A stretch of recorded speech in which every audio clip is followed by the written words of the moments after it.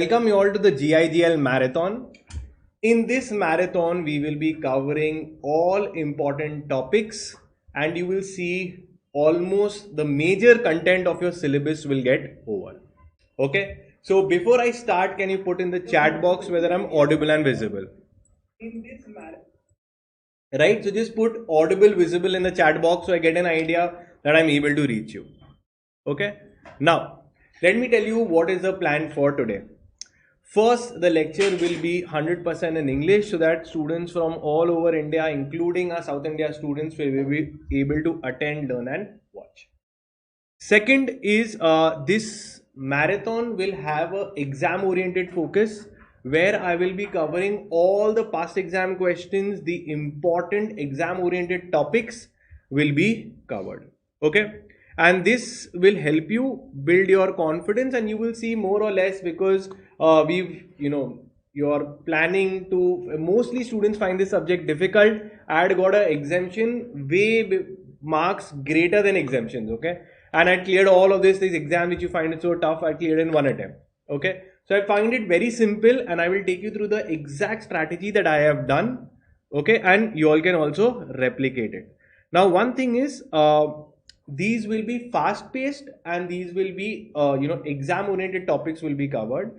So first thing is I have given you all an access to something called as the dream badge.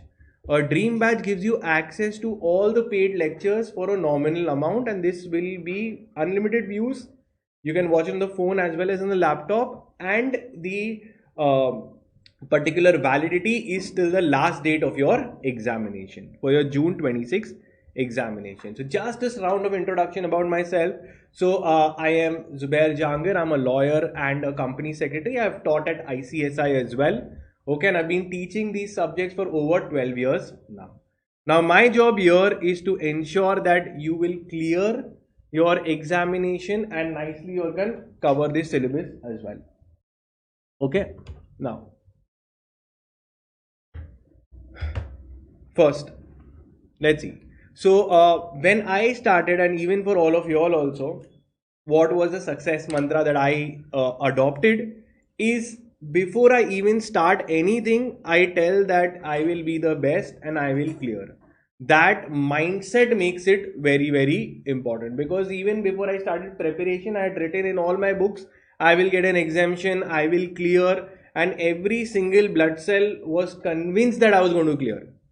Because one thing I was very sure that fear will kill my flow. So that shouldn't happen with you. Even a doubt can really you will not be able to give your best. So therefore I want all of you all in your books to write I will clear with exemption marks. Okay. So this is what I use and this is what I always feel that always makes me succeed in whatever I do if I have this mindset. Okay. So that is it with respect to the introduction.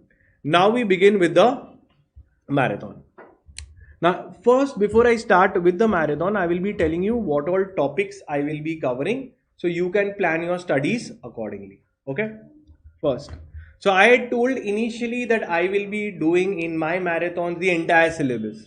And many people don't doubt it that how someone can finish the entire syllabus when we take months to complete it, and now in a span of 2 to 3 days, how will you complete it? So now again, my answer is you will see. Okay. First, today in this marathon, I will be covering your sources of law. I'll be covering your constitution. I will be covering your interpretation of statutes. I will be covering your law of torts. I will be covering your your limitation act. I will be covering your right to information law. I will also be covering your IT Act. So these are how many chapters? 1, 2, 3, 4, 5, 6, 7. So can I say 7 chapters I'm completing and this will be bang on 50% or major part of your, and these are all your highest weighted chapter. If anyone will say which is the most important chapter in your entire JIGL, it's Constitution of India. You can expect around 10 to 15 marks, especially from this particular chapter. So this will be our target for today. The other chapters also, there will be one more marathon while I will target the other chapters as well for this particular thing. Okay, so first, as we start, when we go to in the restaurant, we go to eat something, we don't directly start the main course, right?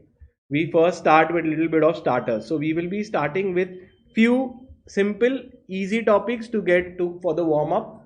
Okay, and then we will start with our major chapters as well. So good to go. Can I have GTG in the chat box? Okay, or can I simply have a smile? Because now, one last thing before I start is the JT scanner, JIGL scanner is where I have prepared this scanner, which includes the latest exam questions also. So all the exam questions along with answers as expected by ICSI, called as guideline answers. I have covered them chapter wise. Okay, so this will be available in our WhatsApp groups. I would highly recommend. It is better than any scanner that you can put your hands on or available in the market. I have designed it with the latest, that is your December 2025 questions and answers have also been given. Okay, now before I start, let's look at the chapter wise weightage of each chapter so we get an idea. So how many chapters do you have in your syllabus? You have around 14 chapters. Till here it is clear? Now in the 14 things, you see the chapters which have the highest weightage. Sources of law, 7 marks. Now these are average over multiple years and multiple attempts. So this is more or less, it will be like this in your examination as well. Constitution of India, 10 to 15 marks is certain. Then we have interpretation, and all, apart from the chapters that I have made bold, you see all the others are around 5 marks. Yes or no? That means that these bold chapters are important. Rest all they can ask you 1 or 2 questions max. Right? So this is how we will target and complete it. Now, let's begin with our first chapter for today. The chapter that we'll be covering is our starter chapter, which will make us feel good that we've completed the chapter in 20 minutes. Okay, full chapter we will be covering. So the chapter that we will be covering is called as your Right to Information Act 2005. Now before I start, can I have a positivity? Either you like the video or you put a smile on your face, or both. Okay, so now we start.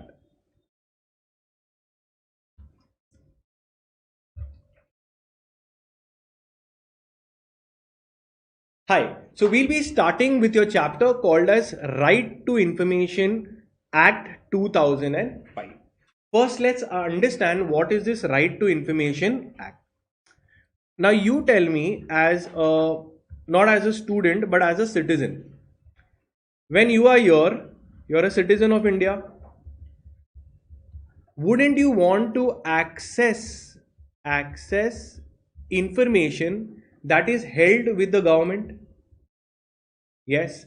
Now government, here I will say government departments or government, or I can also call them as public authorities. Till here it is clear?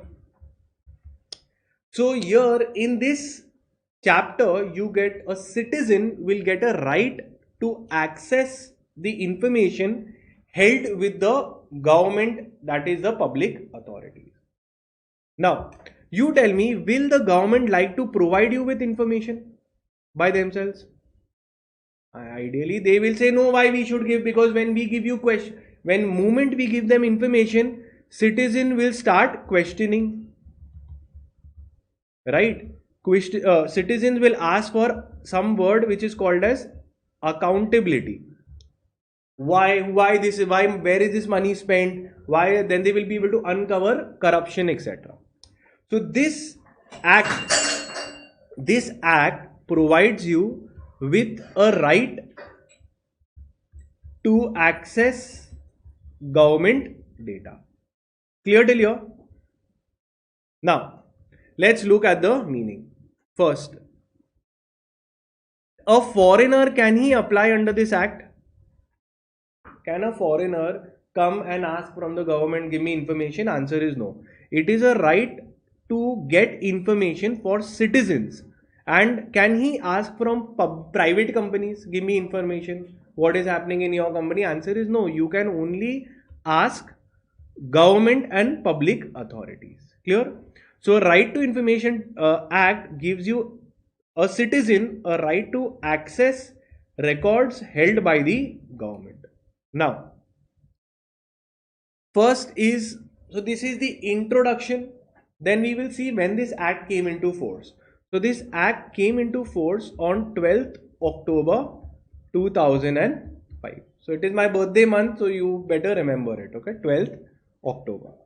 Now, next, there is a concept and two important case laws that you need to know by default for right to information. So it's a simple act, right? A citizen can get access to information from the government. That's it. Now, two acts have been given, two case laws. One is RP Limited versus Indian Express, and the other one, very important, is Raj Narayan versus State of UP. Sir, what are these case laws and what do they talk? So, two things when you see in each of the case law, there are two article numbers given. So, the first article number is article number 21, and in the second case law, they talk about article number 19(1)(a). Clear? Now, let's understand. In Indian Express and in Raj Narayan case, what did they say? First, is Article 21, what is Article 21 is called as a right to life. Right to life. Now, right to life is a very vast right. It also gives you a right to get information. So, right to life also includes right to know or get information. And second, Article 19(1)(a) talks about freedom of speech and expression. What does it talk about? Freedom of speech and expression. Now let's connect both the case laws. What are they saying? So first, it was stated in Article 21 that a citizen has a right to know, as given under Article 21. They get a right to know how the government is performing, how the the functioning, and just a simple right to know the information that the government has. Second, only when they get this information, they will be able to exercise their right of freedom of speech and expression. Today, can you give a speech on the non-proliferation treaty? If I just give you a mic and I say talk about the non-proliferation treaty, so obviously you'll not be able to say, because no knowledge, so you can't speak. So the day you get knowledge from information how the government is functioning, you will be able to speak. So Article 19(1)(a) gives you the right to freedom of speech and expression. So this is an integral part of a participatory democracy. Of what? Participatory democracy means only when I get information I will be able to speak. When I speak, I will be able to be a good citizen because I will be able to participate properly in democracy. Understood the concept? Yes. So very simple, that once I get information, I will be able to speak. And these are my rights given under Article 21 and 19(1)(a) as given in two case laws. Which two case laws? Raj Narayan, and the other one is RP Limited versus Indian Express. Let's move ahead. Okay. Now, further, the object of the act, similar to the point that we have done, that this act gives the citizen the right to information. And now one more case law is there. Okay. Now in this particular thing, whatever I'm teaching you, that is what you need to know. Rest all you can frame in your own words is absolutely fine. The case laws in Anjali Bharadwaj versus Union of India, it was said that there is a proper link between right to information and good governance. Now I will ask you a question, that do you think that if citizens are not given information, I don't give the citizen the information, will there be good governance or bad governance? Bad governance. So it simply means that moment we start giving information to the citizens, every single thing information is given, they will be questioning, there will be good democracy, and there will be good governance. Clear till here? Done. Now directly we come to some definitions. Is here in the right to information, the first line we saw, we have a right to access public records held with public authority. What is public authority? Public authority means anything that the government has set up, constitution has set up, parliament has set up, center or state government has set up or has funded. Clear? So can I ask information from the police station? Answer is yes, because it has been set up by the government. Can I ask information from the RBI? Answer is yes, it is set up by the government. Can I ask any information from the MCA? Answer is yes. Instead, there is one video of mine telling how you can access your answer papers from by filing RTI from the ICSI, ICAI, ICMA. Okay, so you all can watch the video and don't forget to like it too. Okay, next, coming that we can access the information. Now, when I say government has information, what information they have and which mode are they holding the information? Let's say, so there I had also for a client we had done filing of RTI where he wanted information about a building, whether when was the OC received, when was the CC received, when was the IOD received, when was the building plans. So he can file, right? These are the department whether of the real estate, property taxes, wherever you pay. So that is also you can access. So the information held with the government can be in any form. Could be in the form of document, any kind of press release, circular, order, records, data held in electronic form, all the information you can ask. So if I have to just conclude, what is this chapter about? Define right to information. So right to information means it is the right to access information which is held by the government called as public authorities. And when I access and get this information, how will they give me the information on call, 1 hour call they will give me, or I can tell them give me in proper CDs, in proper samples, proper documents, etc. And whatever charges is that, I can pay for those charges as well. Okay.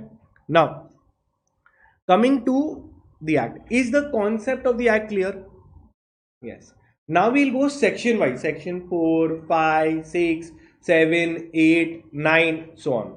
Okay. Now the important parts I will be telling you. Now let's take this example where you will understand what I'm trying to say. So first thing, let's say this is the citizen. You are nothing but a citizen. Now you want to access information which is held by whom? Public authority. Public authority means the authorities, the government of India. You want to access that information. Imagine, will this act be useful? Or I'm asking you, will this act be useful or it will not be useful? Such a good act, it will be completely useless if the public authority does not maintain information only. First, they have to have books, they have to have records, they have to have proper files, they have to have CD, they have to have electronic data to share. So section 4 starts off that, listen please, all public authorities should maintain all records that they have. So section 4 will state that public authority should maintain proper records. Concept clear? Yes or no? Yes. So now we are just seeing, now there is a sequence. Okay. So every public authority shall maintain all records, okay, to facilitate the right to information to the citizen. That's all. Whatever I'm teaching you, only that is what you need to know. Now directly we go to section number 5. Now we're doing section 4 clear, that authorities need to have information, then only they will share. Now my second question to you, same thing. Let's say the public authority has kept the data. They have kept the data as given under section 4. Now what happens? The citizen, now you think and tell me, will this citizen apply to this authority only that give me information? He must have first applied, authority must have said no, or they will manipulate. So what government does, that in this department, in every single public department, there is a PIO appointed. Who has been appointed? Public Information Officer. His job is to take the information and provide it. Concept clear? So for the purpose of RTI, every single administrative unit, every single sub-administrative unit has to mandatorily appoint this officer who will applications are made to the authority or is to made to the PIO of that authority? PIO. You see any application for RTI filed, it is to PIO of that real estate department, RBI, etc. So application is made here. The officer will go and retrieve the information and then provide it here. Concept clear?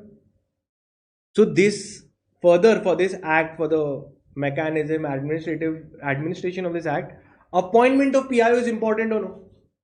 If no officer, then again same problem. I am going to the same authority and asking give information, who is saying no.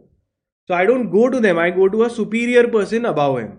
Okay. So this now we are going to see section number 5. What will section number 5 say? That every public authority has to designate in all administrative and subdivisional level PIO and assistant PIO. Concept clear? Officer will be there to give you information. Okay. Now once the officer is there, once the data is kept as per section 4. Officer is kept as per section 5. Now once it is there, now citizen will make an application to PIO. See this, that is section 6 and 7. Section 6 and 7, request for information. Who makes a request? Citizen will make an application to the PIO. PIO will give me the information within 30 days. Within how much days? 30 days. So when I ask for information, so today whenever we file an RTI, information is received within 30 days. But if we give it to the assistant PIO, 35 days. Information is a smaller guy, he gets 35 days. Understood? So for normal applications to PIO, you will get the information within how much time? 30. Assistant you give it, you will get the information within 35 days. Okay. Now, if let's say someone is under, there is a case of injury and someone is in the hospital and dying. If someone is dying, there is, let's say, someone's life threatened. Someone has been beaten up and just before dying he is saying that, this medical record please access. So now we are writing to the PIO that please give the information. Can we wait for 30 days? No, he can't wait for 30 days. So therefore, we write to the PIO that give the information within 48 hours when life and liberty is at stake. Okay. So when anyone's life or liberty is involved, then information will be given in 48 hours. Then comes within 30 days if it's a normal application, and if 30 days I don't get a application. So should I look out of the window and keep waiting for that to come, or it is a deemed refusal? If in 30 days you didn't receive it, it means that it has been refused. You have to go and take other steps. What is that other steps? You will see. You have to go and appeal for CI Information Commission. We will see. Okay. So that is done. And if a third party interest is involved, okay. If a third party interest is involved, then the time limit will be 48 hours. So when I say third party interest, 40 days will be 40 days. Let's see. When I say third party means what? I am asking information, not anything that relates to me. I am trying to access information from a government body with respect to someone else, not the applicant. So then the officer will say, let me take some time whether I should give someone else's information. It's a public record. That he will have to decide, otherwise he can reject. So, but he gets more time. Okay. Now, third party interest can be affected. For example, I want to know, I make an application to a university to know whether this student was studying in that university and whether he was a student there or no. He must be a politician. I want to know. Now, there's nothing to related to me, but I want to get the information. Now, next comes duties of PIO. Same thing I will give. 30, 48 hours, 40. You understood this? That duties of PIO will be exactly same. Only one additional duty has been added is if I give an application to the wrong PIO, should the PIO tear it and throw it, or he should transfer it to the correct department? So if information is given to a wrong PIO by mistake by the applicant, it is a duty of that PIO to say, sorry, it's not supposed to come to me. It should go to X PIO. I will transfer it. He has to transfer it within the next 5 days. Concept clear? Rest all the timelines are the same. Now my one question is to you all, okay? Can in an application for RTI, now imagine I'm filing an RTI. In RTI, I'm asking for multiple sets of questions. I'm asking that give me information, this, give me information. So I'm not asking only one thing. I'm asking for multiple information. Okay. Now let's see, this information is something which officer can give. So these are can be given.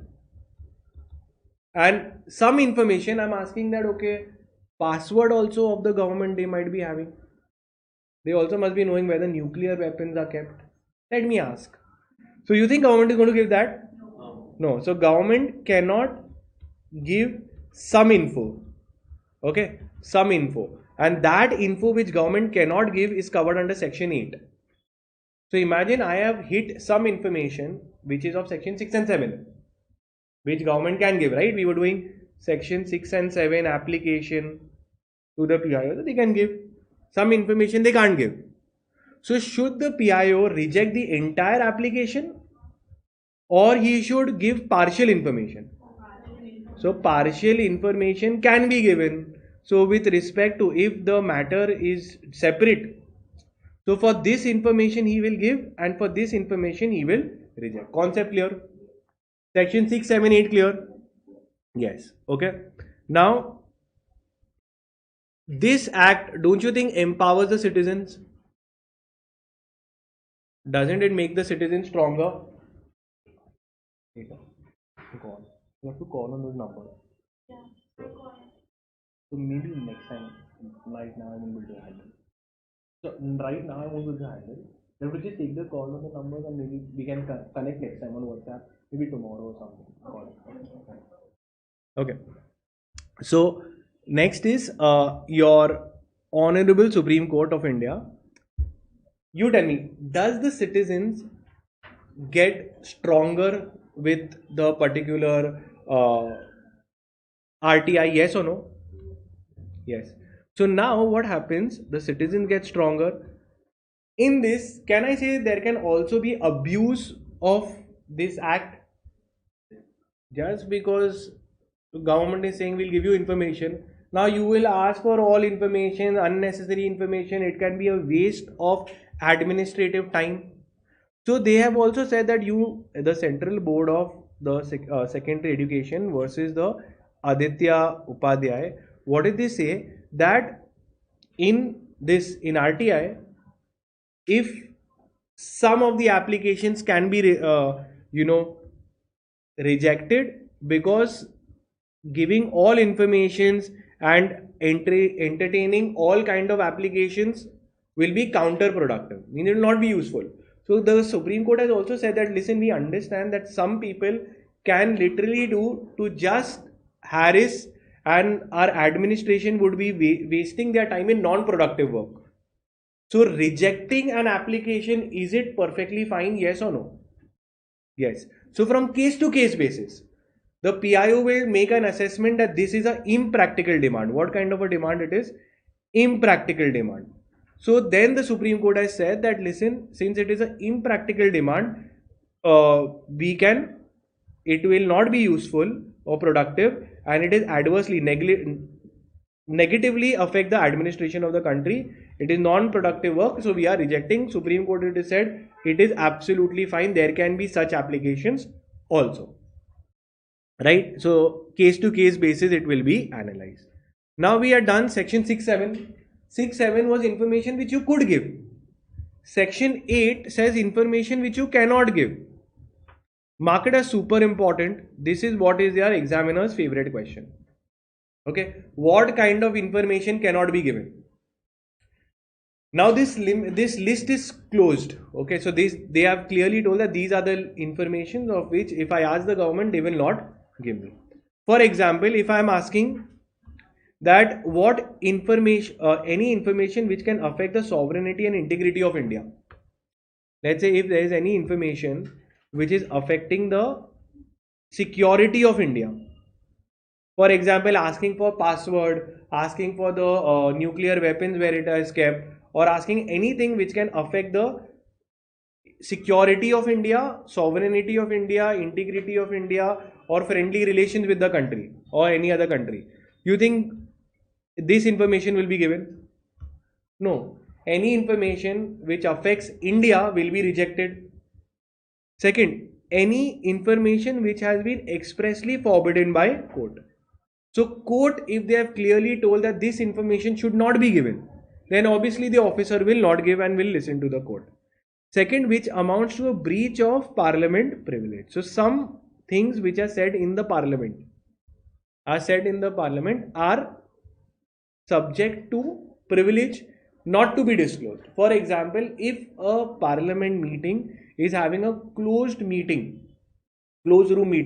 their proceedings can be asked what is happening inside. Answer is no. Anything which is amounting to commercial secrets, trade secrets. Today, a company can apply for trademarks, copyrights, patents. They have to tell how did they get it, how did they invent it. That invention details, can I give it away? Trade secrets. Answer is no. So these things will not be given. Anything which is any information we have received in confidence from a foreign government. So maybe a neighboring country has given us some security information. In confidence means in secrecy. Then you can't disclose it. Anything that endangers the life of a person. So when I say endangers the life means what? Very simple that, okay, now if with respect to any informant, if we have any kind of person who has informed the government, witnesses, and we feel that their life could be at stake, if I disclose their name they will be killed, so then that will be kept secret. Anything that is obstructing the process of investigation, so any ongoing investigation details, can I ask? No. Cabinet papers, similar to the cabinet papers are kept within the parliament only, that is not disclosed by RTI. Then comes personal information of any person will also be rejected, which is amounting to invasion of privacy. So let's go through it again. What are the information that cannot be given? Anything which is affecting sovereignty, security, friendly relations with the country which has been forbidden by the court. Trade secrets cannot be given. Parliament privilege, cabinet papers, anything that threatens the life of a person, anything which is going to impede the process of an ongoing investigation. All of this will be rejected. Clear till here? Section 10, very simple. Section 10, partial disclosure is allowed, as we have already discussed.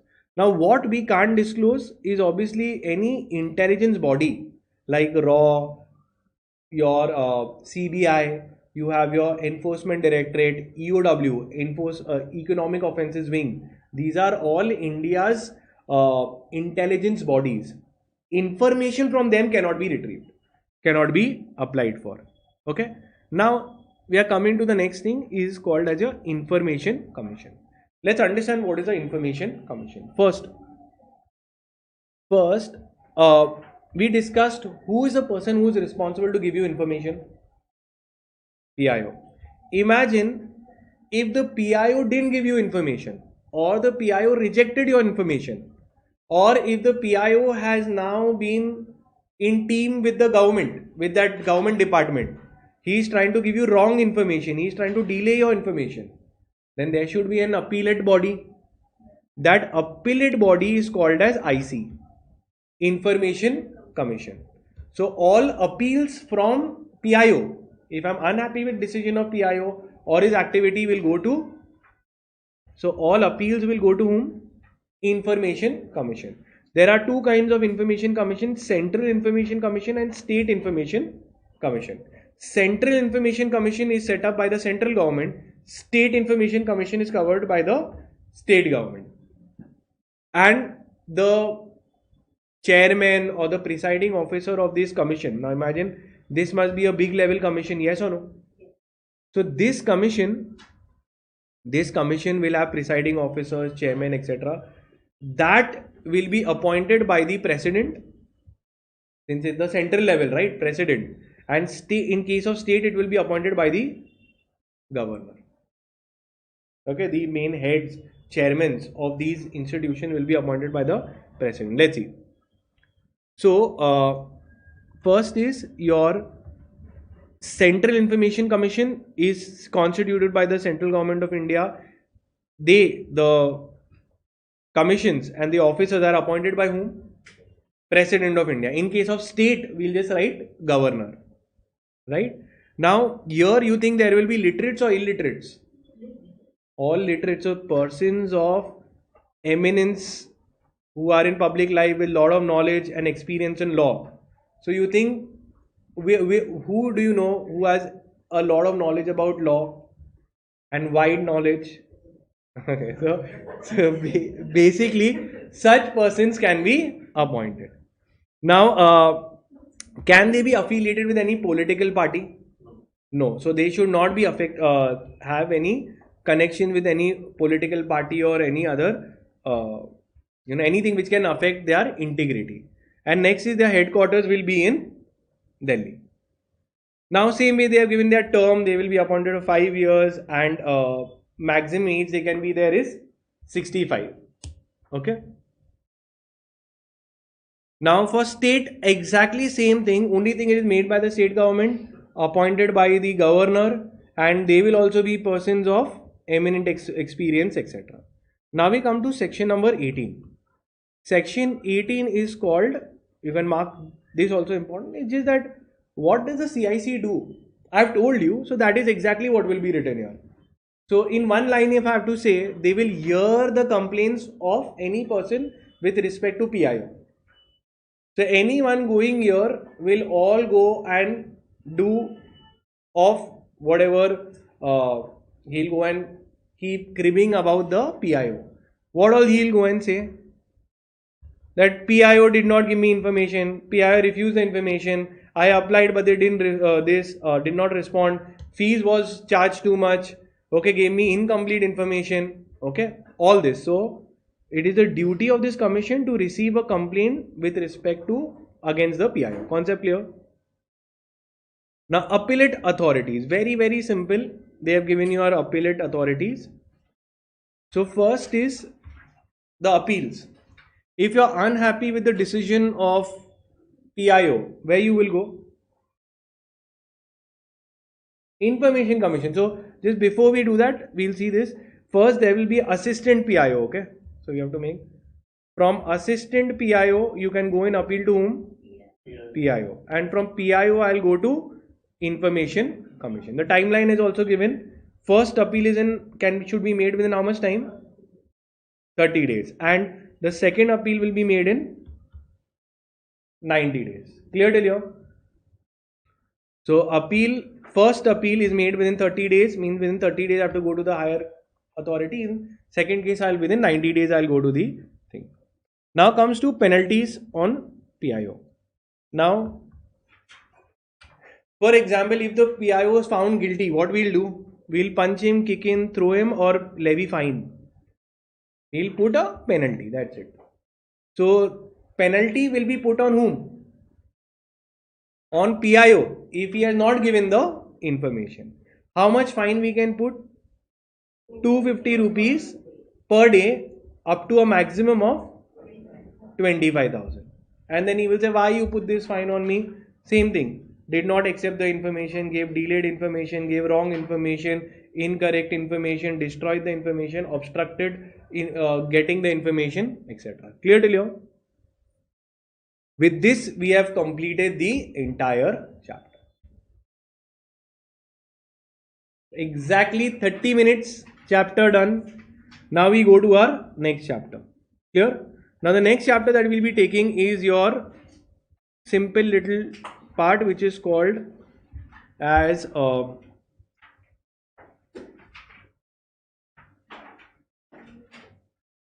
let's go with Limitation Act. Okay, we'll go to Limitation Act. So one chapter down, at least 2 likes you can do. On the second like, when you do it again, it goes away, right? So 3 times please like the video. Okay, so simple, we are done with right to information technology. Now we are going to knock out the other chapter, which is called as Limitation Act. Okay. Again, a 8-marker chapter. They ask 2 questions normally from. Let's begin.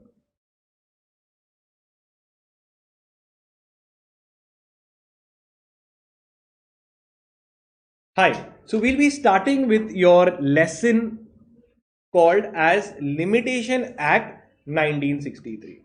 Now, what is the Limitation Act? Now, Limitation Act comes from the word time limit. Time limit. Now, can you see this hourglass? You have ever played this game with an hourglass where within that sand falls, you have to take your move. Similarly, here also, when any wrong has happened with you, you have been aggrieved, your rights have been destroyed or taken away, you have to file any kind of SAA within the time limit in court. So what do I have to file within the time limit in court? Any SAA. What is SAA? Suit, appeal or application within the time limit. If you come within the time limit, the judge will be very good. I will take up the matter and he will decide it. But if you come after the time limit, should the court entertain the case? No. Why and what is the logic? This is exactly what the act is about. Okay, Limitation Act, that within the time limit you should file the cases. Any kind of SAA, suit, appeal or application. Now, what is a principle? Like someone will say, why? Understand? The person will say, so what time limit? Why you're putting a time limit? My rights are affected. You are the court. You should give justice. Logic. He's saying, nah, I'm a tax paying citizen. You're sitting there as a judge. Decide my case. Why putting time limit? What is the logic behind Limitation Act? So Limitation Act first says that multiple points I will tell you. First, law wants 3 reasons for existence of this act statute. Law protects the diligent and not the indolent. There is one line in law, they go on to say that law principle, that law will protect and help the diligent and not the indolent. So we will return and we will say, you were sleeping or what? So much time we gave you. 12 years you gave you. Sleeping? Sleep, keep sleeping only. Right? We can also argue. Second, so that is law will protect the vigilant who are active rather than those who are sleeping over their rights. Second, so we are doing the diligent. Second, he says, what? Give me one more reason. So the second reason is why the Limitation Act is there, that evidence fades with time. That if someone is going to tell me that decide a matter which is 100 years old, I'll say now where I will go? New building has come up there. Right? Evidence is lost. So therefore we want people to come faster because evidence and investigation can be done. And third is it would be cruelty on the accused. It will be cruelty on the other side, harassment on the other side, because the other side will say that I would have dealt it very clearly, but now I don't remember what has happened. So it is amounting to harassment to me. So this is the object for bringing the Limitation Act, that we want you to be diligent, evidence will be in proper time and it should not affect the other side as well. Now, first is section 3 of, now we're going section wise. Have you understood the concept of Limitation Act? Within time limit, file the SAA. Now we are starting the act. Then we did the object of the act. Now we are seeing the section 3. Section 3 is saying the bar of limitation. What does a bar mean? No, not that what you're thinking. Bar means to stop. Okay. So bar means to stop or to put a obstacle. Now let's take an example. If a person has come to the court after the time limit and he has told the judge, please, your honor, imagine if someone came and went to the judge and said, please, your honor, please take up now. Only 3 days, 4 days are left. Should the judge take up? Time limit is over. So the answer is the judge will say that section 3 of the act is saying even if I want I can't take up, because section 3 is a bar of limitation, means no court shall take up the matter even if the other side has objected or not objected. Imagine if the other side has not taken a defense only that he's come up so late. Other side is also saying okay fine, we both are agreeing, you take up the case. Answer is no. That bar of limitation said that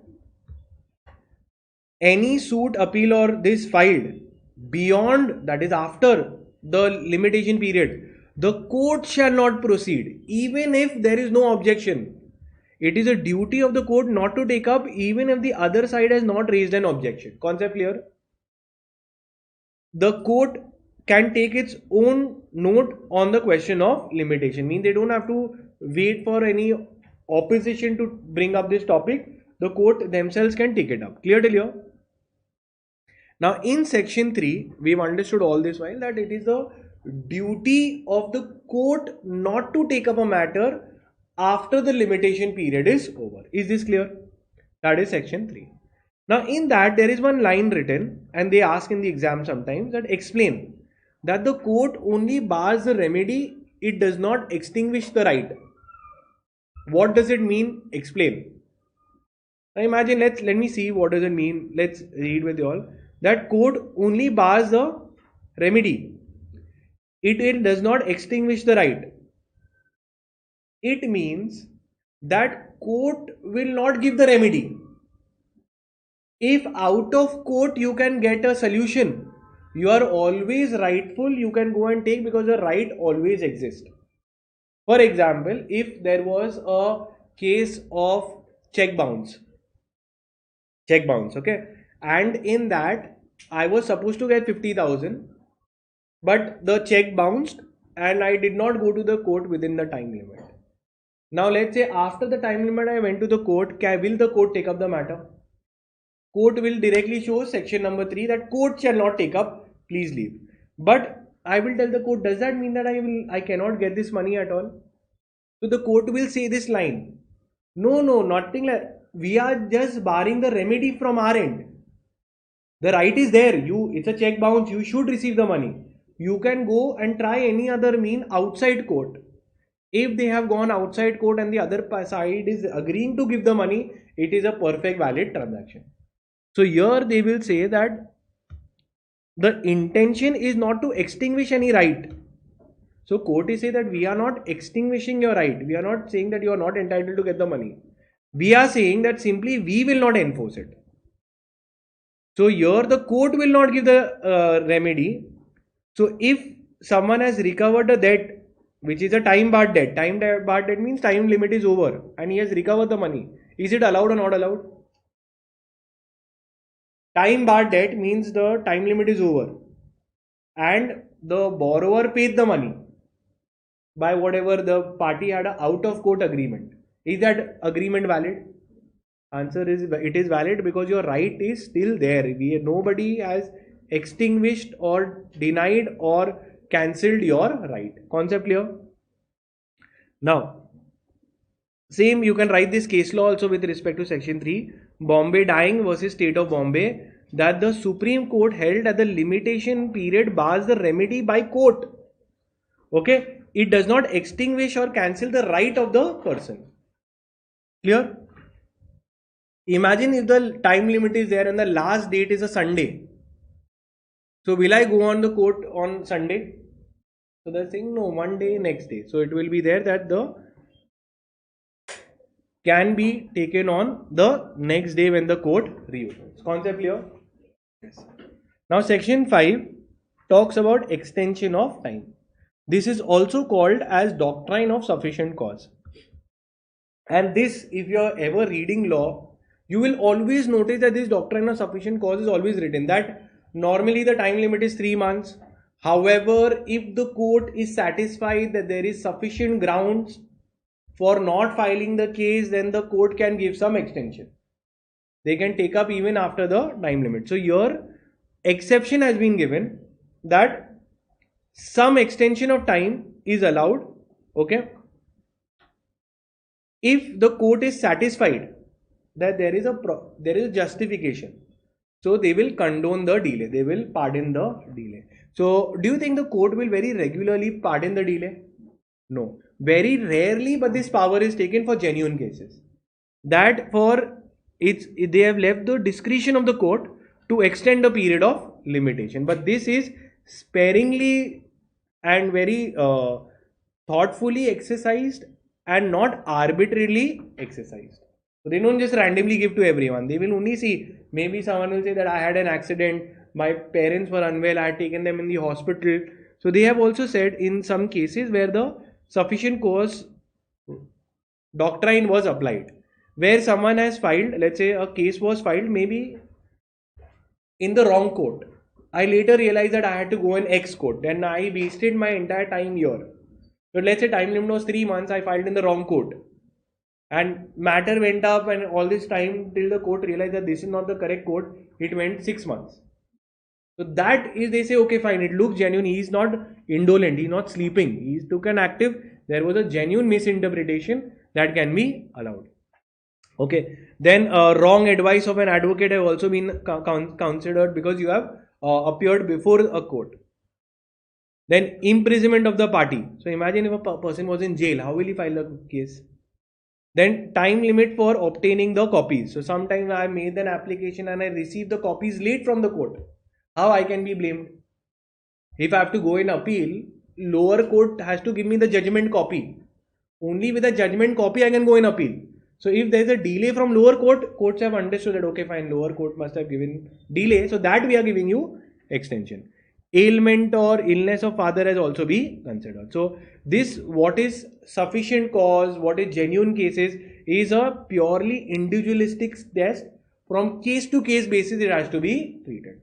And in the given case whether we should give a sufficient cause or no. Okay, so you can write this case law also, RB Ranglin versus Bhumeshwari. Now all these case laws which are there, I advise you all to individually write it for each chapter, section and case law, and then it's very easy to memorize and write in the exam. And just before the exam you will go through it and then write it in your examination, right? Because otherwise it's very difficult to remember all these case laws. They don't directly ask you these case laws, but quoting it will help you get very good marks.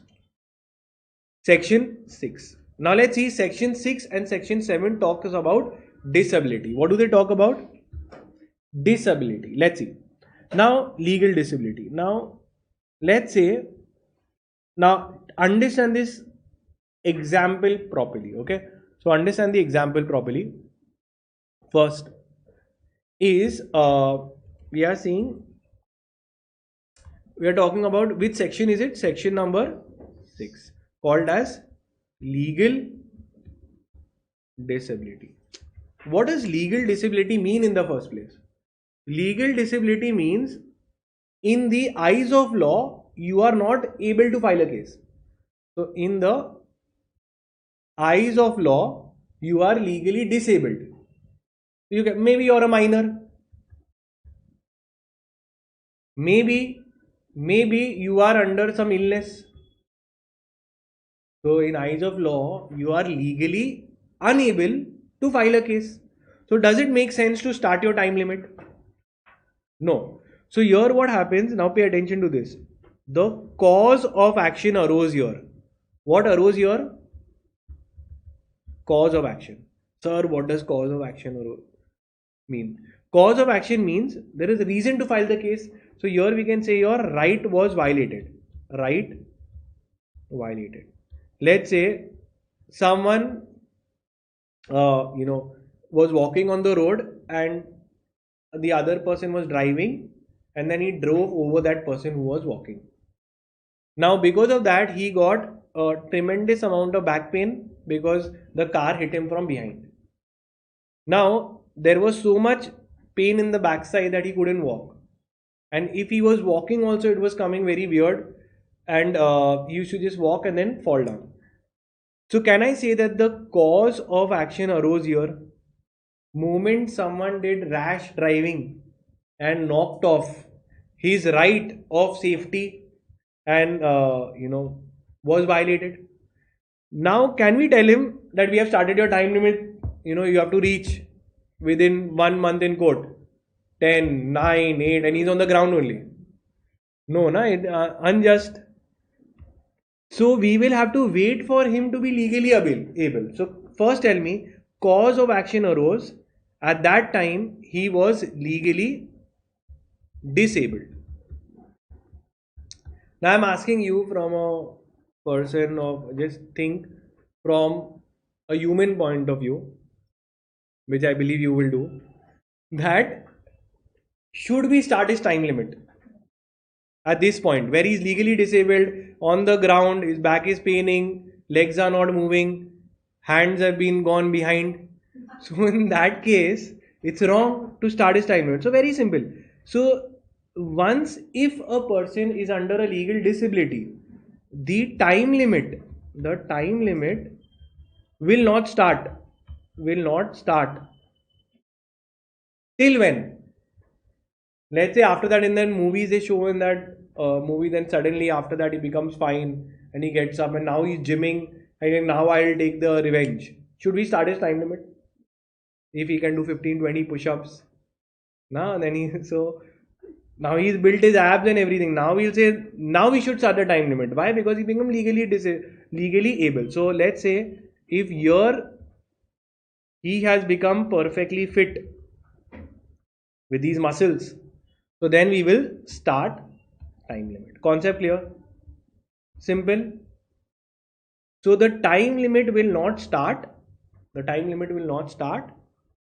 till the legal disability is there. Once the legal disability ceases, the time limit will begin. So what 9 we can write here, that if a person is subjected to a legal disability,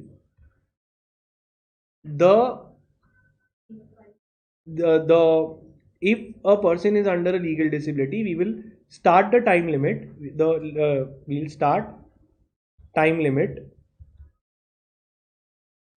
once the legal disability ceases. Concept clear? Now imagine if both his legs were broken. So basically if a person is subjected to more than 2 or more disabilities, so we'll wait for him for all the disabilities to cease. Okay. So if a person was under one disability, we won't start the time limit till his disability ends. We will start the time limit once the cessation of disability. If imagine he has fallen and that disability has continued up till death. So in that case, the time limit will be started when the legal representative is appointed and he is able to file a case. Now, imagine that person was walking with his wife. Okay, let's say there was a man and he was walking with his girlfriend and wife was driving the car. Okay, so wife was driving the car. Don't you think that she will knock off both of them? Yes. So now what happens? There are several persons under disability. If there are several persons under disability, then the time limit should start when both of them are out of disability, or anyone? Anyone, because they can file a case for both, na? So very simple. If there are more than one plaintiffs and all the plaintiffs are under disability, both of them are under disability, so we will start their time limit from cessation of disability for any one of the plaintiff, as long as that one person can represent both of them. Clear? Next, then comes, so clear till your section which we did, section 6 and 7 was about legal disability. This was legal disability of that person and this is legal disability of multiple people. Now we come to section number 9. Section 9 is continuous running of time. Now understand one thing. This is also very important to understand how the period of limitation works.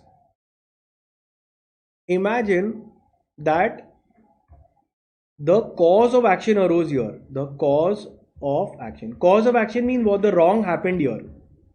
That is why that becomes the cause of action for filing the case in the court. Cause of action arose here. That time the person was absolutely fit. The person or the innocent party was fit when the cause of action arose. He could have filed a case, but let's say he was not filing a case and later he got a legal disability. Let's say after a few months or a few years later he got a legal disability. Should we stop the time limit? See, again I'll repeat. Let's say the cause of action arose. When the cause of action arose, the person was absolutely fit. He was legally able to file a case. Will his time limit start? Yes or no? Yes. So time limit will start. Why? Because he is perfectly able. Later he got subjected to some legal disability. Should we stop the time? No. Once the time limit starts, no subsequent legal disability will stop the time. In the earlier cases, what was happening? When the cause of action arose, they were under legal disability. So we couldn't start the time only. Because when the wrong happened, they were under legal disability. So we could not start the time. But if they are fine, even little span, they could have filed a case. So once the time limit starts, then we don't stop. Because you imagine a limitation period for property are 30 years, 12 years. During that 12, 30 years, whenever he was fine, but later someone would fall sick, someone would have, we can't keep stopping the time again and again. Understood? So, very simple. Let's see. Your continuous running of time. So, what does it say? How is a line to be written? That once the time has begun to run, no subsequent disability or inability to file a suit will stop it. Understood? So once the time has begun, no subsequent disability or inability will stop it. Time runs when a person's right has been violated and he was in a position to file the case. So very simple. When we start the time, that remember hourglass, the game that we play, when the cause of action has arose and he's fit, that means he can file. So we started. Once we start the timer, then we don't stop it. Subsequent legal disability and inability is not going to be started. This is called as, once the period of limitation starts, no subsequent disability will stop it. Clear till here? Now, exclusion of time in legal proceedings. Let's understand exclusion of time in legal proceeding. That the day the cause of action arose, should we include that day as the day one or the next day should be day one? Next day will be day one. So when we say, let's say the limitation period is 1 month. So 1 month we'll start from when? From when we should start. The day when the cause of action arose, that is not to be counted. When computing the limitation period for SAA, the day from which the period should be reckoned should be the next day when the cause of action arose. Clear till here? One very important line you have to understand, that this also we have done, doctrine of sufficient cause, that when I have made an application and delays from the court to give me the judgment copy, so that delay which has been done on behalf of the court will not be included in the time. Why should my time limit go away? If the court has taken 7 days late, why my time 7 days should go away, right? So very simple, that if there is a delay on behalf of the court to give you any decree, let's say if there is a case of appeal. What is there? There is a case of appeal. Now pay attention to this, very important. For appeal, let's say I want to go from lower court, I want to go in appeal to high court. From lower court I am going in appeal where? To high court. Now my question is that if I go in the high court will ask me the order copy of subordinate court of lower court. So I can't go in appeal only, because lower court has to give me their signed copy of the judgment copy of the judgment copy signed by the judges. So let's say the judge is on leave or the judge is unavailable, and because of that my one month went away. Is it my fault? No. So should this 1 month be counted? No. So this 1 month will be excluded while calculating my time limit. If government has given me 3 months, I'll say 3 months has been wasted by your court and your judge. So don't count that in my time limit. So that is excluded. So now understand this, that for this delay by the court, or the delay by court to receive, or they don't call it delay, they call it as a time to receive the judgment copy from the court, that is not to be included, provided you have made the application. Application is filed. Means I have filed the lower court. In the lower court, I have filed the application that please give me the judgment copy, and then they are not able to provide. Then that time I will say, now I don't have to worry. Whatever delay they do, that's not going to affect my ability to file the case. Understood? So in short, I'll repeat again that my job, whenever you're planning to go in appeal, your first job is to immediately file the application to receive the signed copies. Once you do that, then how much ever time the court is taking, I don't have to worry, because my time limit has not yet started. My time limit will not be affected. But if I have not filed the case, I have not filed the application, then it will be included, because I didn't file only another case. I didn't take any action. I'm indolent. I'm sleeping. So this shows activity, and that is why they are ready to halt it. That delay they were given by the court is not to be counted. Concept clear? So this point is what they have explained in multiple points. You have to just keep the same thing in mind. Okay, that where an appeal or decree is appealed, okay, the time requisite for obtaining the copy shall be excluded. So when we have made an appeal and we filed an application, the time required for obtaining the copy shall be excluded. It will only be excluded if I have filed the application and then there is still delay. Okay, otherwise it will be included. Now, moving forward, that to the next thing is your section number 16. Section 16. Now let's see what is section 16. Effect of death on or before the accrual of the right to sue. Very simple. Now what are we seeing? That effect of death on right to sue. We are seeing the section 16 is on the effect of death. Now here in this case, what happens? That if a person is there, okay, this person, and this is his property. If any wrong has happened to the property, this guy should go and file to court. Yes or no? He should file. But what happened is this guy died. There is a death of this person. So can he file the case? No. Who will file a case now on his behalf if there is any wrong on this property? Legal representative or legal heir. Let's say he has no other legal representative. He has only one child who is 15 years old. How old? And nobody else they have. No wife, no uncle, no auntie, nobody. Only one child as a legal heir. Can we start the time limit? No. Because he is dead. So he can't file the case. Matter goes to his legal representative. So we are seeing the right to sue in case of death. So in case of death, the right to sue will begin when the legal representative is capable of filing. When their legal representative is duly appointed or is able to sue. Concept clear? So here, can you tell me how much time the court will have to wait? 3 years. Till he becomes 18. Okay, so how they have worded, so this was an entire case and this was an exam question also. Manoj, they had told, see, this was a case where they are told under section 16 that Manoj died on 3rd before a right to sue could be there, leaving behind only a minor son of 15 years.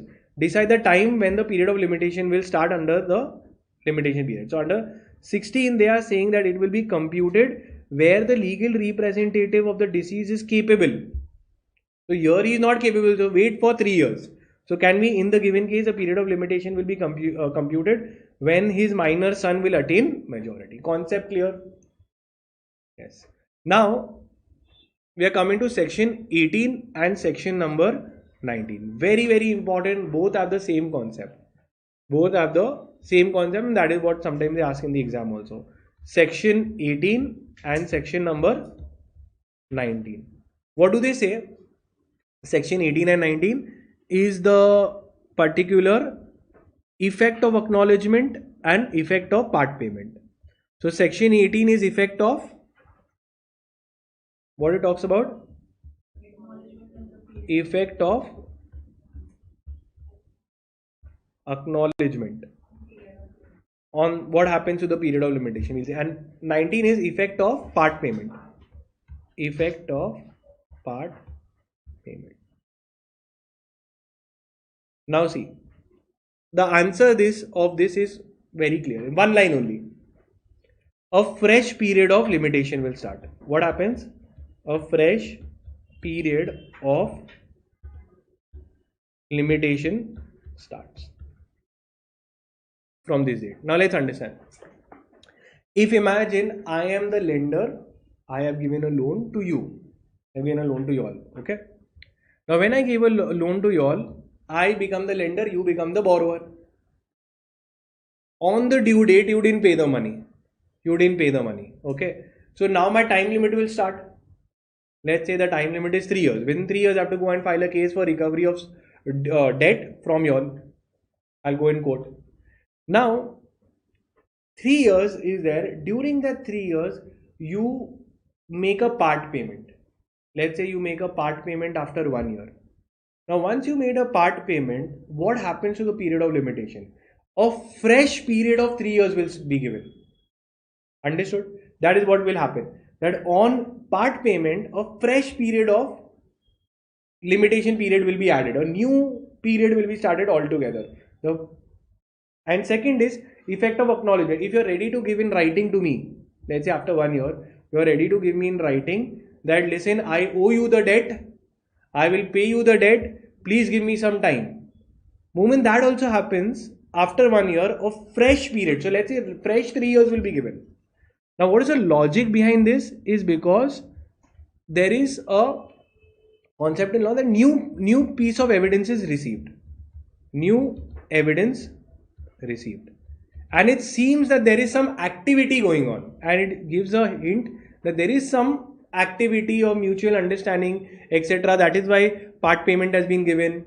That is why I am giving you time. So law is allowing, and we have fresh period of evidence also, and we are giving you time because law is acknowledging there is some kind of negotiation that is going on.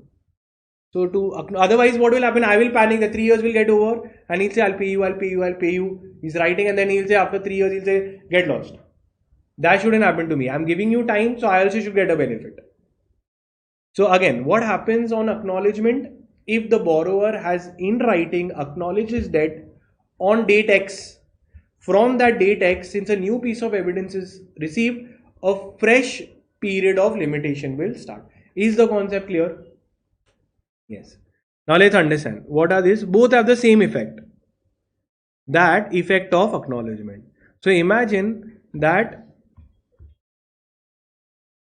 someone acknowledges his debt. Admission of that, yes, I have to pay you the loan. It is with respect to this property that I have bought, I'll pay you the money. And it is made before the period of limitation. So before the period of limitation, I have accepted my liability and I have given it in writing. Then if the above conditions are satisfied, what will happen? Let's say 2 years were only left. Now they will say a fresh period, brand new time period of 3 years will be given to me. In section 19 also, let's see what is section 19. Section 19 is talking about effect of part payment on interest. Now part payment, I made a part payment. So before the expiration of the limitation period, then law will say that a fresh period of limitation will start. Okay, so this creates a new piece of evidence and it creates a kind of a activity or a kind of act which proves that there is some negotiation going on between the borrower and the lender. Clear till here? Now my next question to you is very simple. Is that you see in the villages, they have some houses. those, let's say Adivasis are there, or we see so many times in our India also, for people who are in slums, government is giving them homes. Did they buy the property? Do you think the slum dwellers, those who are staying on the road, they have bought that house? It's a public space. They have just set it up there. Only thing, they are there for many years. Now can we remove them? Not allowed.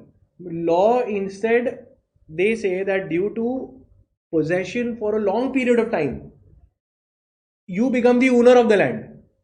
You become owner of that. And now that is why due to slum rehabilitation, they give them homes only. Even if they didn't pay anything. So what happens, that is, what is the logic is that if in any place you are there staying uninterrupted, undisturbed for 20 years, you become the owner. So imagine, even if I go on a private property, and in private property in a village I went on 20 years, I have stayed and I am stayed uninterrupted. I become the owner by adverse possession. I become the owner by delayed long possession. Where is the owner for 20 years? He did not come. So if anyone has access, even access to any, let's say waterway, for 20 years, so all the people used to go and remove water from the well. So 20 years they got that right uninterrupted. So now that right becomes permanent. So it provides that the right to access light, water, this or anything which you have peacefully enjoyed without interruption for 20 years in normal cases, and for government property for 30 years. Then that right, let's say you had a right, all the villagers had a right to access the well and remove the water for 20 years uninterrupted. Then that right can be removed or it cannot be removed. Cannot be taken away by law. No person can say this is my well now. There is from 20 years these people are removing. Nobody can say now it's my well. Concept clear? That right will become permanent and cannot be taken. Now, you have heard of writ petitions? Writ petition, yes or no? This I feel is important. It has never been asked, but I feel that there is a chance that they can ask you this. Okay, so you might not see this in the past exam question. Period of limitation. First is my question that there is a time limit for everything. Is there a time limit to file writ petitions? So there is no time limit, or we can say time limit is not applicable to writ petitions. But there is a full story you have to listen. That time limit, so there is no time limit to file writ petition. What is a writ petition? Whenever fundamental rights are violated, you file a writ petition. So you can always file a writ petition. Then they go on to say that, listen, there is no time limit to file a writ petition, that 3 years, 4 years, all this, nothing is given. So you can file a writ petition anytime. However, then you have to say the word however, courts will demand that it should be filed within reasonable time. So however, courts will demand that it should be filed within reasonable time. Okay. In Supreme Court, you can always file. Supreme Court will decide. In High Court also, they are saying that they will still apply the rule of reasonableness, that whether within reasonable time you have done, because accepting a writ petition is also a right of the court. Whether if someone has filed a case doesn't mean we have to pick it up. High Court, Supreme Court will decide whether they want to take it or no. So can you tell me that writ petition, now think and tell me, if you've done your constitution you will do answer, that writ petition that we are doing, okay, is filed before which courts? High Court and Supreme Court. In High Court it is filed under which article? 226, and in Supreme Court it is filed under article 32. You read article 226 and 32, no time limit has been given. Means there is no time limit applicable to writ petition. However, courts have asked and seek that it should be filed within reasonable time, since it is discretionary remedy. It is on option of the court to pick up or no. If there is an undue delay, they can reject the application. So both you have to say. Okay. So First is power of limitation. They've given you that limitation is covered under entry 13, list 3 of the constitution. Limitation is covered, okay, of the constitution. It says that the governments can make a time limit for all matters, and reasonable time should be given to enforce the rights to the citizen. So limitation under constitution is covered under entry 13, list 3. Now both you will just take the case law names and write what I have told you. So Tilok Chand, Moti Chand versus HP, and your state of MP versus Bhai Lal Bhai. Okay, that if it is unreasonable, court may refuse the relief. Simple. If there is a first line you will say, first line, that limitation period does not directly apply to writ petitions. There is no fixed time limit to file writ petitions. However, petition must be filed within reasonable time. Concept clear? Otherwise, court will refuse. This is the entire point that you will write along with the case laws. Now, classification of limitation period. Now, when I say classification of limitation period means what? You think all matters have the same time limit? No. So, in the limitation period, there is a schedule.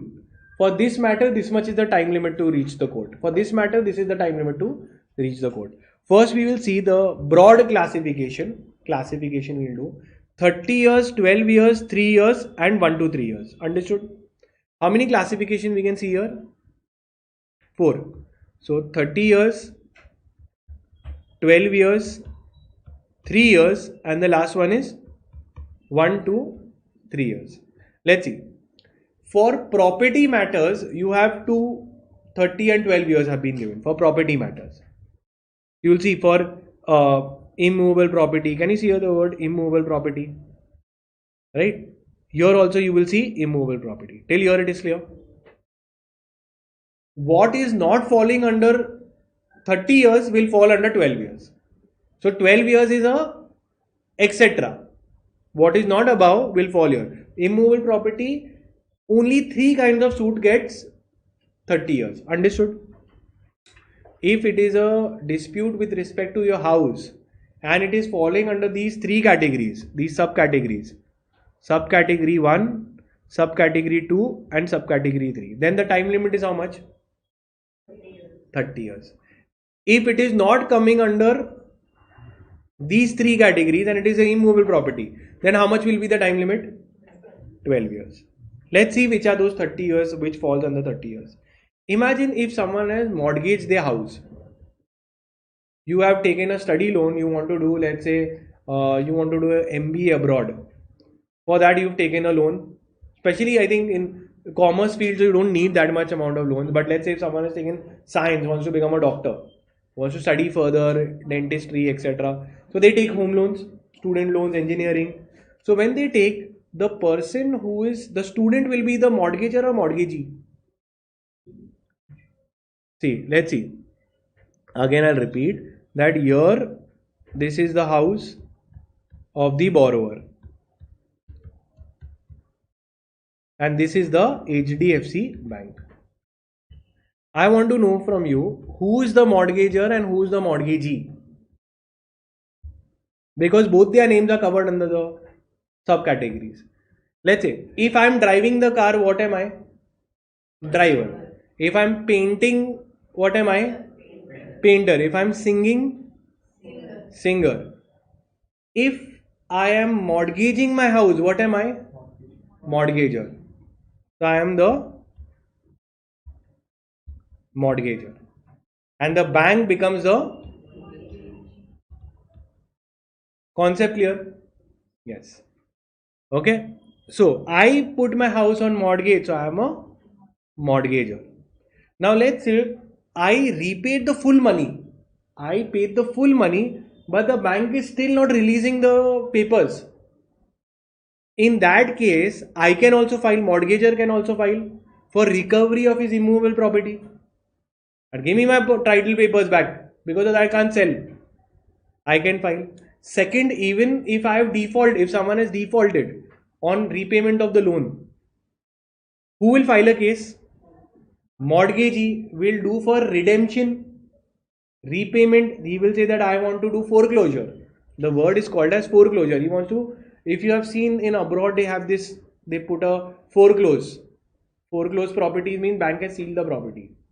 So for foreclosure, mortgagee will file a case. Concept clear? First 2 points are for both of them. Let's see. First point is by suits by whom? Mortgager for recovery of possession. Then sued by mortgagee for foreclosure. Okay, and then if government is filing a suit, third. And then all other things comes under here.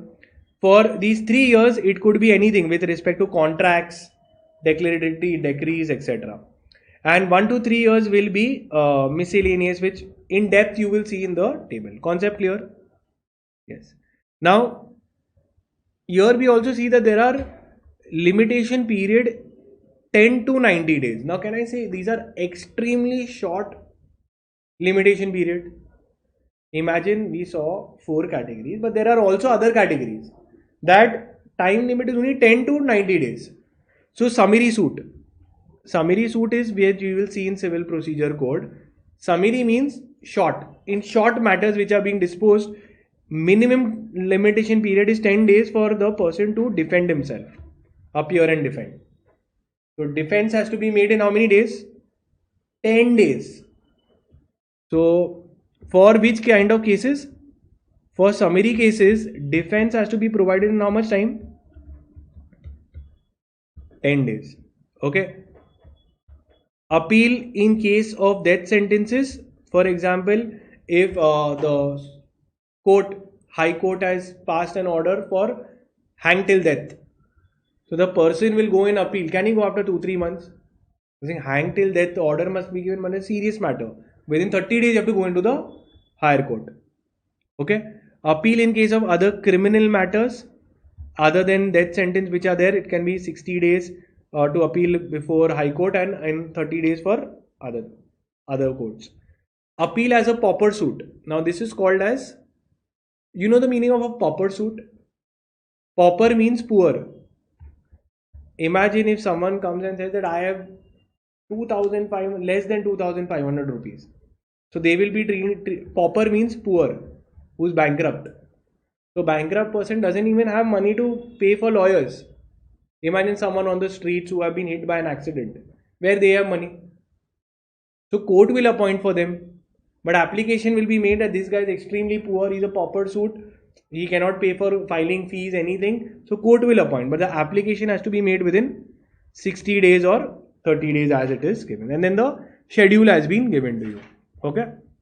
And with this, we have covered the entire chapter. Thank you.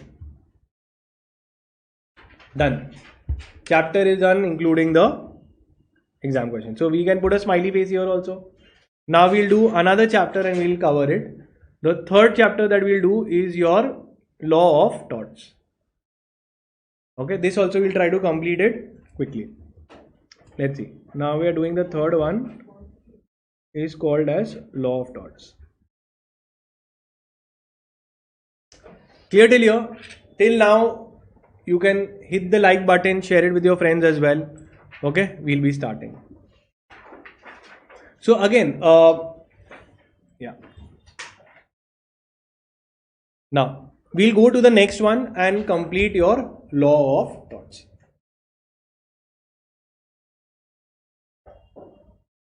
Hi, so we'll be starting with the chapter called as law of torts.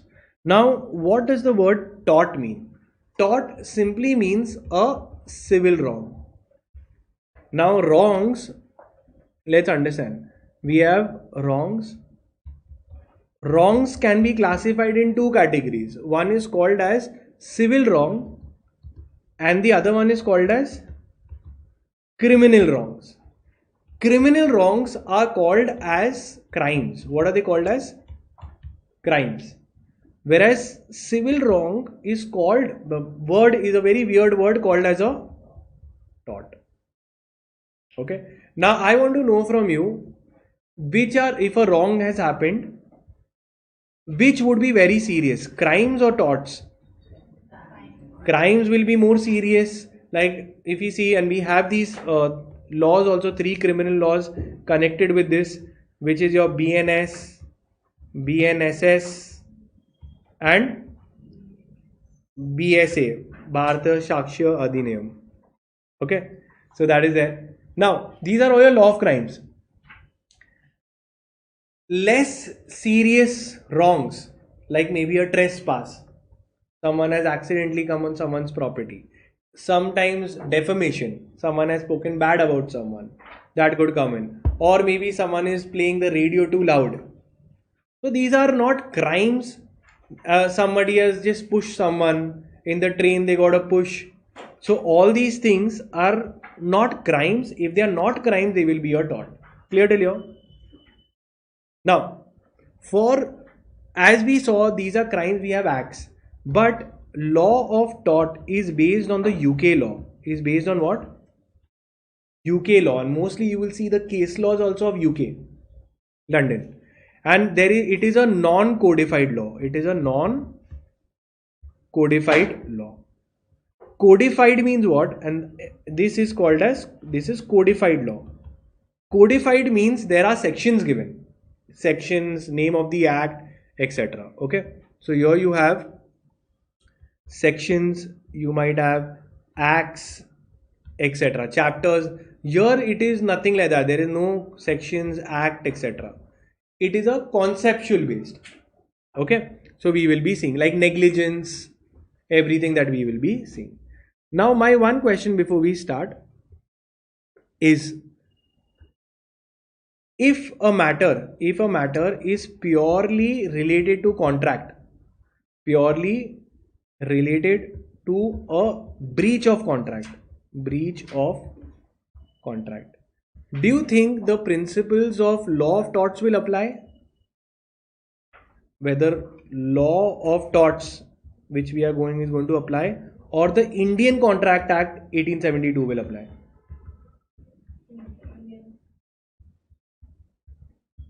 See, I am saying a breach of contract is not a crime. A breach of contract might not be a crime. It could be a civil wrong. But here you tell me, should we follow the law of tort or we should go Indian Contract Act? So obviously we will go for Indian Contract Act, specific over general. There is a specific act made to deal with all this. So we will apply those rules only. We don't apply law of torts. And another difference between Contract Act and law of torts. In this, parties have decided their rights and duties.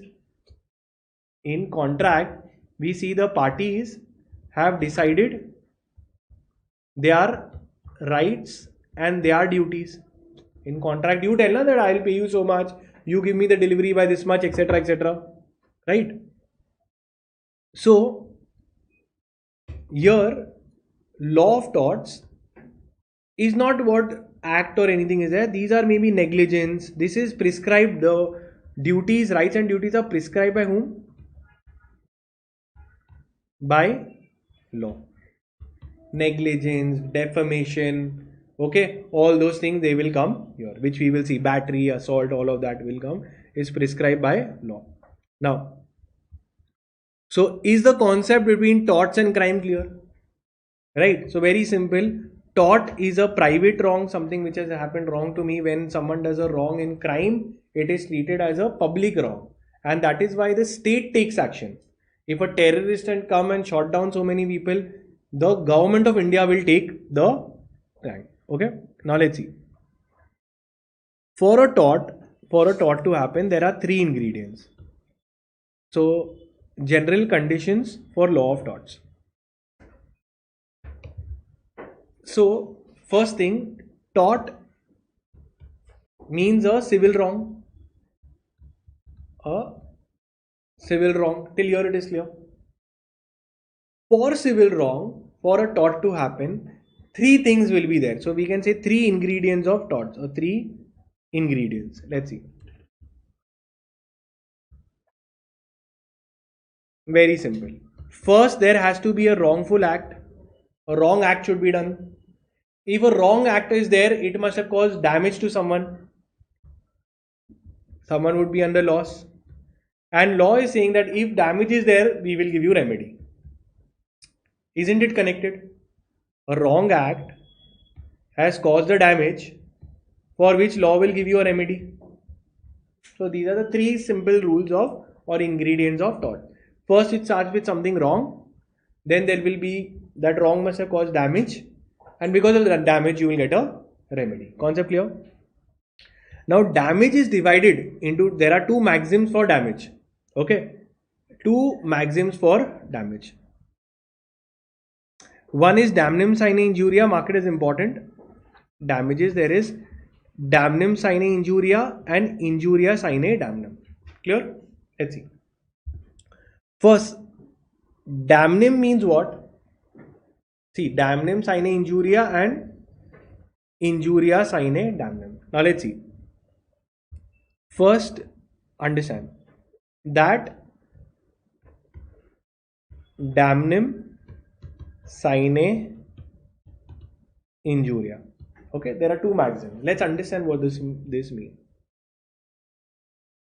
This means damage. Damnum means damage or loss. Sine means without. And injuria means legal injury. Concept clear? So let's see, someone has a loss but without legal injury. So someone got a loss, but in eyes of law, when I say legal injury means in the eyes of law it should be something wrong. Okay, so let's see. The case law that they have given you here is Gloucester Grammar School case. Grammar School case, which you will write the word competition. Now let's understand. Now imagine your if in this case what happened, the particular school, grammar school case, the teachers of grammar school, that Gloucester Grammar School, they went and they started a competing school, because of which all the students went away, because of which Gloucester Grammar School got loss. So they filed a case. Now tell me one thing, did they had loss? Yes, there was loss because children went away. But is it wrong? Did the teachers did wrong if they went and they started a competing school? Answer is no, competition is perfectly valid. So in eyes of law, there is no legal injury. So in eyes of law, they don't feel that there is anything wrong because it was just a pure competition. You lost the competition, you lost your business to competitors. It's nothing wrong. So damnum sine injuria, that is a damage without legal injury. Can Gloucester Grammar School case file a case and win? No. So it is not actionable. It is not actionable. Means you cannot go to court and seek remedy. So Gloucester could not do. So imagine if we started our classes, let's say this was the first batch in Andheri West. Now after we start, every other, let's say, surrounding classes will be affected, because let's say there will be a complete shift. Can they file a case on us? No. Why? Because damnum sine injuria. We'll tell them simple, you cannot file a case, it is not actionable in court because it's a pure, you lost your whatever business to the best competition. So you can't stop it. Okay. Next, we come to the next similar line. So remember, Gloucester Grammar School is called as competition. Now when we see injuria sine damnum, same line, I'll just reverse it. Let's see what happens and what is the case law for it. Injuria sine damnum. Now injuria, I said, what the meaning will be the same. Injuria means legal injury. Sine means without, and damnum means damage or loss. Here the case law that we will be seeing, it was in Ashby versus White. So White was the officer, election officer, and Ashby was the who was going to vote. He was a voter of a particular party. Now the election commissioner, that was the White officer White, he did not allow Ashby to vote for whatever reasons. And later what happened is, her party only won. So she said, I will go and file a case. So officer is saying, why you will file a case? Why should court take up the matter? I didn't allow you, I understood. But your party won, there is no loss to you.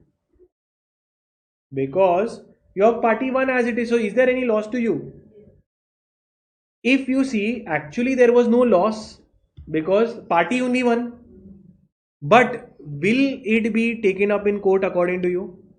Yes, so we will say it is actionable in court. And remedy will be, if it is actionable means remedy will be given. Why? Because in eyes of law, in the eyes of law, there has been a legal injury to your right to vote.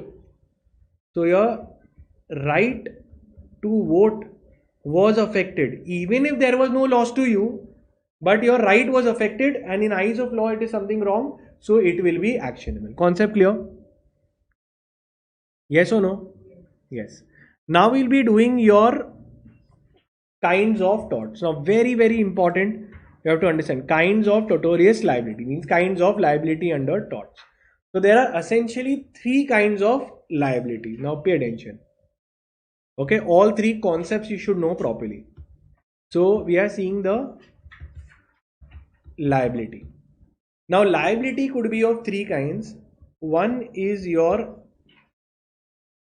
strict liability. Which liability? Strict liability.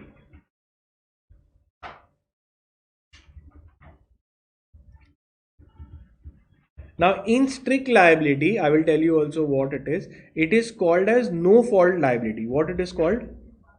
No fault liability. Then comes a extension of strict liability is your absolute liability. Absolute liability. It is called as no exception rule. What it is called? No exception rule. Then the third liability is called as vicarious liability. Vicarious liability. Vicarious liability means liability for fault of another. It means a liability for fault of another. Let's see.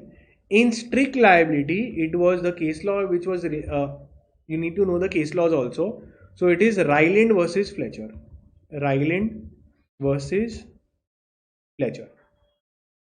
And you will see in your examination from these three liabilities, one has to come. Okay. Second is your absolute liability is MC Mehta versus Union of India. In vicarious, there is no case law. Okay, let's understand what it is very clearly. First, we'll see the principle of. First, you tell me which must from these two, because these two are connected. Which is of UK and which is of India? From here, from 1 and 2, which is of India and which is of UK? Ryland versus Fletcher. In India, you know anyone called as Ryland or Fletcher? No. So here this will be of UK based case. But Mehta, have you heard any surname, any person with Mehta? Yes. So this is of India. Okay. So what happened is in strict liability, same, it had certain exceptions. In absolute liability for India, they just removed the exceptions. Everything else was there. Means, can I say we did copy paste and just deleted the exceptions? Same thing. And now we give it a new name. Absolute liability. So it is the same rule of strict liability with one difference, that there are no exceptions which were given in strict liability. So if I understand strict liability, I also understand absolute liability because only exceptions are removed. So let's understand strict liability first. So first thing is called as strict liability. Now what does strict liability mean? that imagine, so we'll write it down only that no,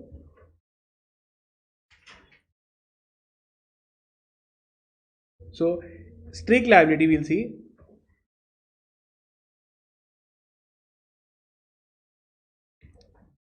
Okay, so first thing is your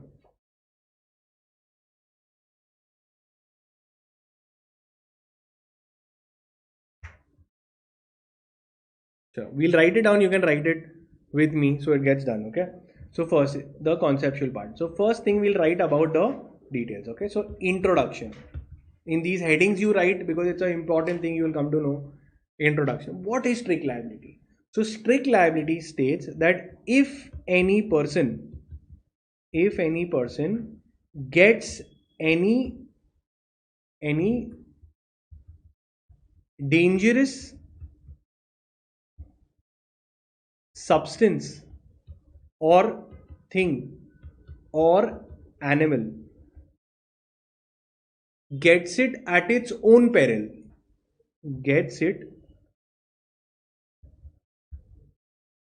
at his own peril. Peril means risk. So if any person is getting any dangerous thing, can I say he should be held liable?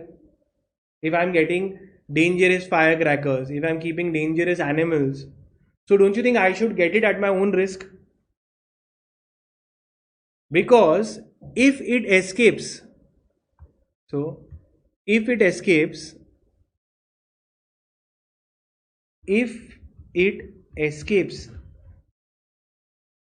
he shall be liable. Common sense. If it escapes and damages another, he will be held liable. For this thing, so this is the rule. This is the rule of strict liability. Concept clear?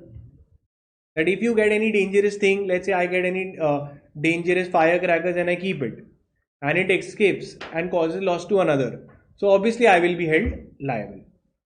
Now this is the rule first we will write, then we'll write the conditions for this rule. So now we'll write the conditions for strict liability. Conditions for strict liability is bend.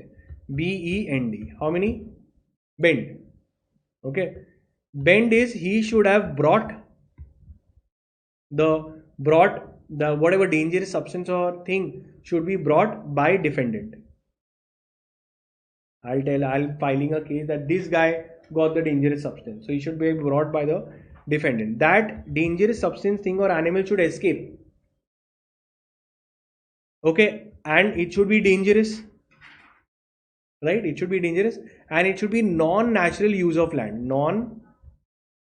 Non-natural use of land. Non-natural means it should be non-obvious, it should be unusual. What is the meaning of the word? Unusual. Unusual activity. So again, for this rule to apply, dangerous substance should have been got by the defendant. That dangerous substance should have escaped, caused loss to another. It must be dangerous and it should be a unusual activity. Cannot be a regular feature which everyone is doing.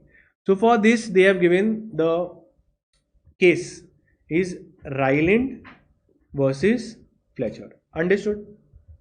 Ryland versus Fletcher. Now in Ryland versus Fletcher case, what happened? This guy came and built a reservoir. What did he build? Reservoir right outside his neighbor's house. So his neighbor was here, he was here.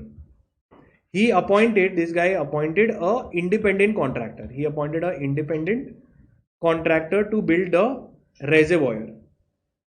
The contractor who came, he did not fill up this earth properly. There was a hole.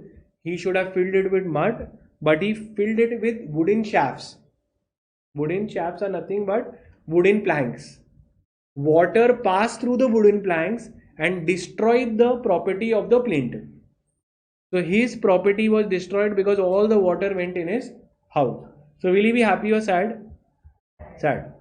So then the question came up. He filed a case in court. He said, what nonsense, this guy built a reservoir and that has escaped. It is unusual to build a reservoir. It burst, it escaped. It was dangerous. So it was made by him. So all the conditions were fulfilled. So he should be held liable. So this guy was saying that I don't catch me, catch the independent contractor. They said no, we will catch you only since it is dangerous. Clear till here? So he was liable. This was the rule of Ryland versus Fletcher. Concept clear? Let's see. So here we'll see here. Now same thing what I've given you has been given here. I made you write is given here. First we write the rule. We write the rule that if any person brings or stores anything and it escapes, then he will be held liable. Ryland built a reservoir, it burst and it destroyed the property of Fletcher. Okay, so Ryland, a mill owner, okay, appointed independent contractor. The facts you can read and write in your own words. Then 4 conditions I told you. Which were the 4 conditions? B, E, and D. And now coming to the exceptions. The exceptions here, first let's understand what is the general rule. That if anyone gets a dangerous substance, he shall be solely responsible. That is the main rule. Exception says that when he will not be responsible. So can I say for if I am appointed as a Ryland got everything, I am kept appointed as a lawyer, and let's say we are going to become we call it as a devil's advocate. I have to protect him. So what I will because what law is saying simply that if you get any dangerous thing, it escapes, you will be held liable.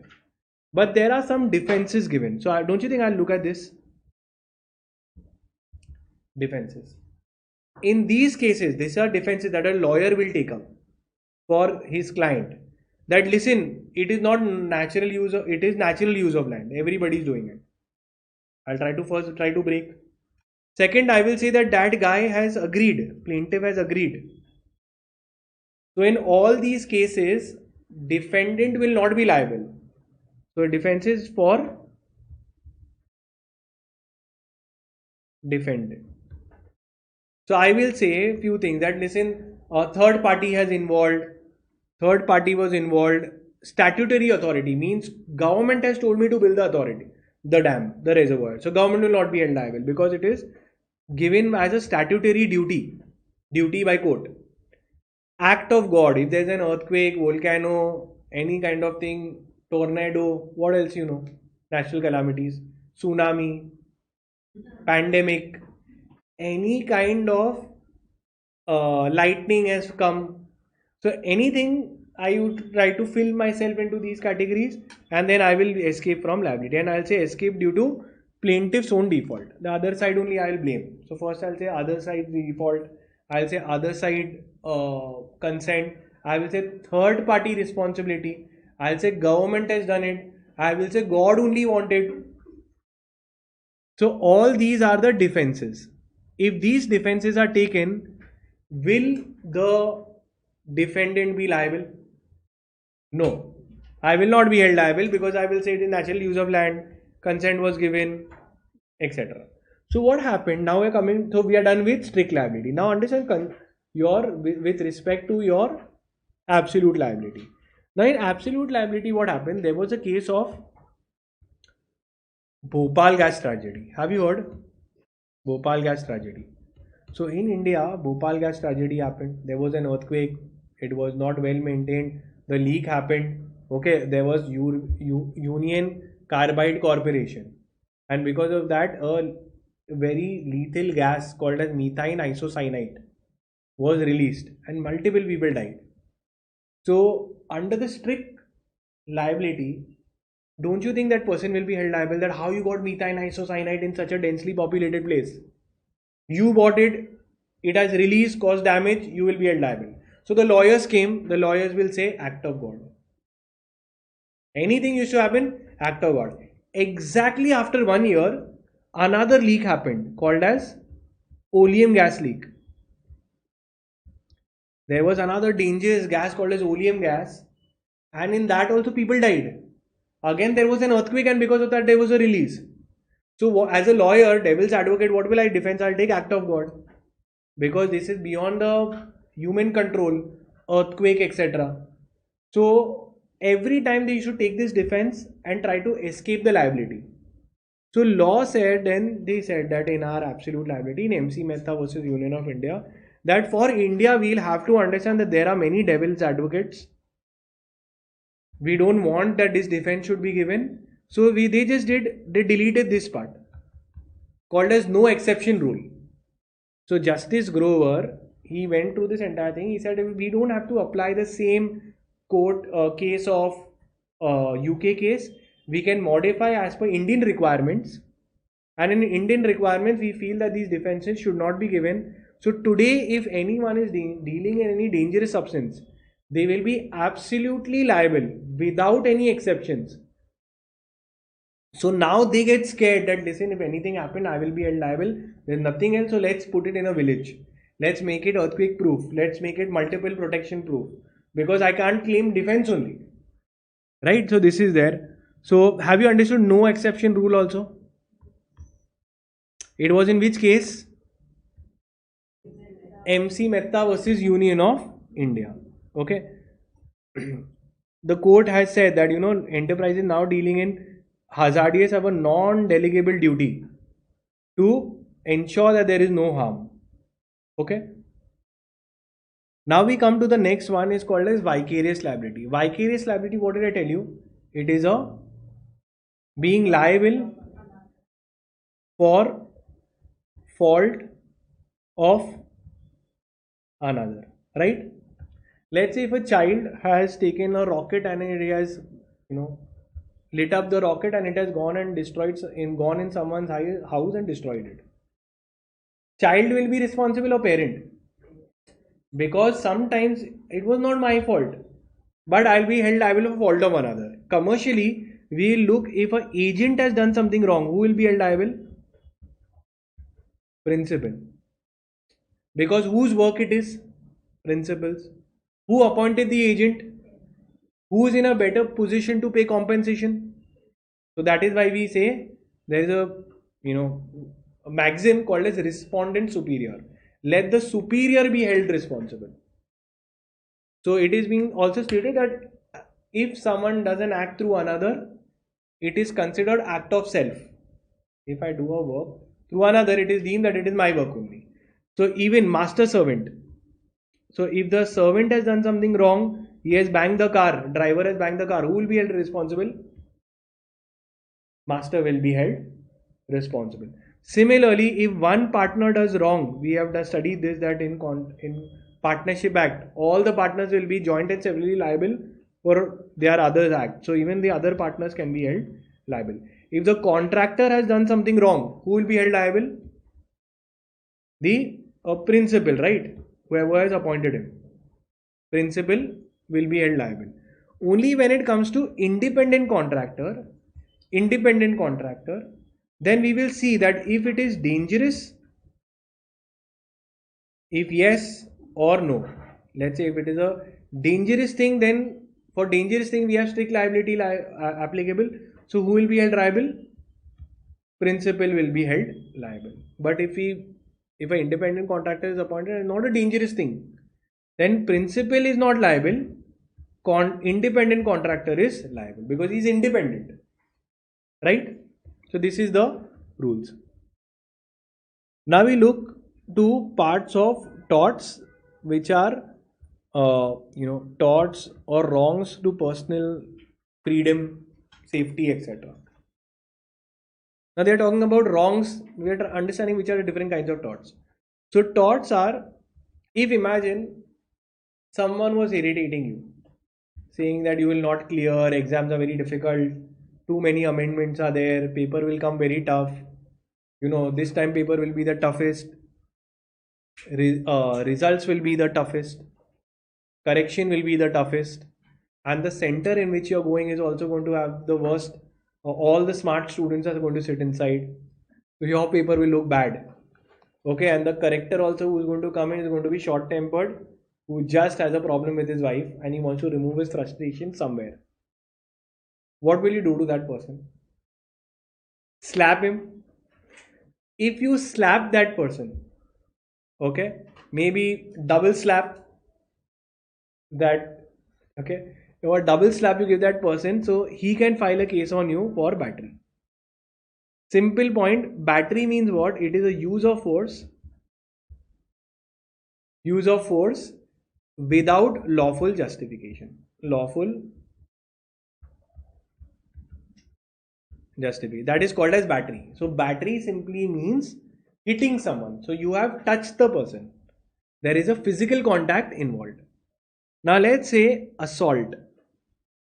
Assault is one step lower than battery. It is one step lower than battery. Here you have not touched the person. So there is a threat in when you see all these in India when some two people are fighting. Can you tell me that in India every person is extremely busy? They don't have time. Anytime you stop anyone, they don't have time. But if there's a fight on the road, every person will stop, wait to see what happens, and let's say half an hour, but they don't fight. They only keep abusing each other and I'll see you, you know who I am, you know who my father is, etc. Okay. So that is assault. In assault, what happens? There is no use of force. There is no use of force. Physical contact is not there. But there is a apprehension. Apprehension means there is an anticipation, feeling that force will be applied.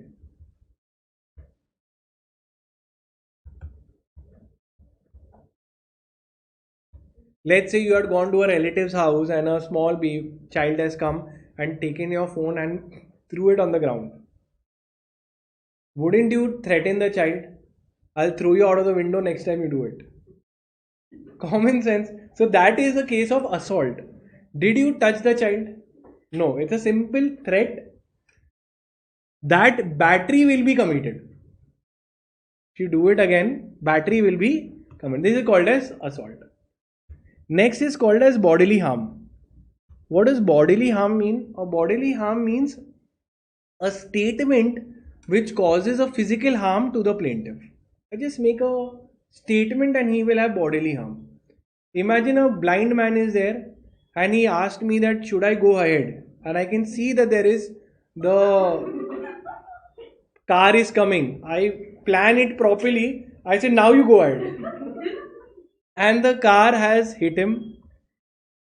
Okay, so then can I say my statement, go ahead now, has caused the harm? That is bodily harm. Statements can also cause bodily harm.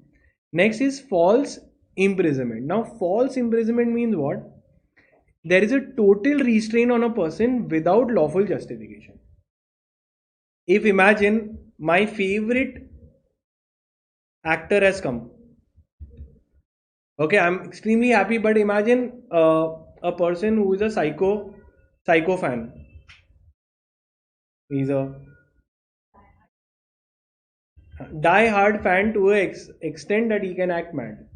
So moment the fan came, you lock the door.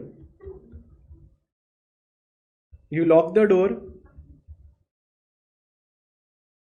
and you said that now I will always, I really admire you, I want to become like you. You give me tremendous amount of motivation and inspiration. So I have locked you. Whenever I need motivation, I will open the window, see your face, I'll feel good, I'll close it again. That actor can file a case or no when he's released?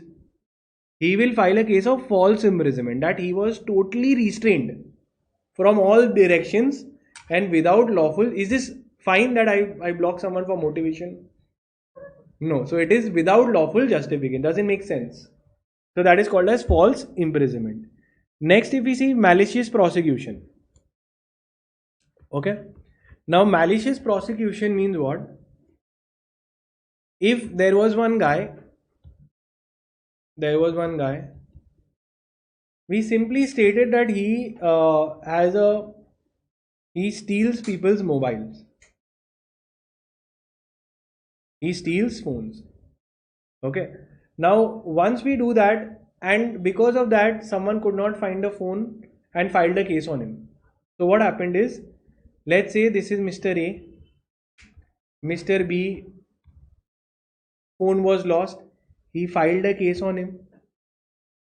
Now it turned out that this guy was innocent. He was what? Innocent. But can I say his entire reputation went away? If someone has put a fake case on someone, even if later you come to know that a person is innocent, but due to the trial, due to media trial in society, your entire reputation is lowered. So there is a remedy available to such innocent people who have been subjected to malicious prosecutions, to such fake cases. Malicious prosecution means fake case. So this innocent person will now file a case here. He will file a counter suit.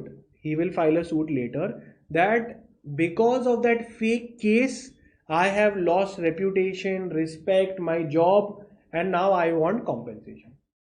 So when he goes to court, he will say that there was a previous suit, and that previous suit was malicious, fake, completely wrong, and that malicious prosecution caused me loss.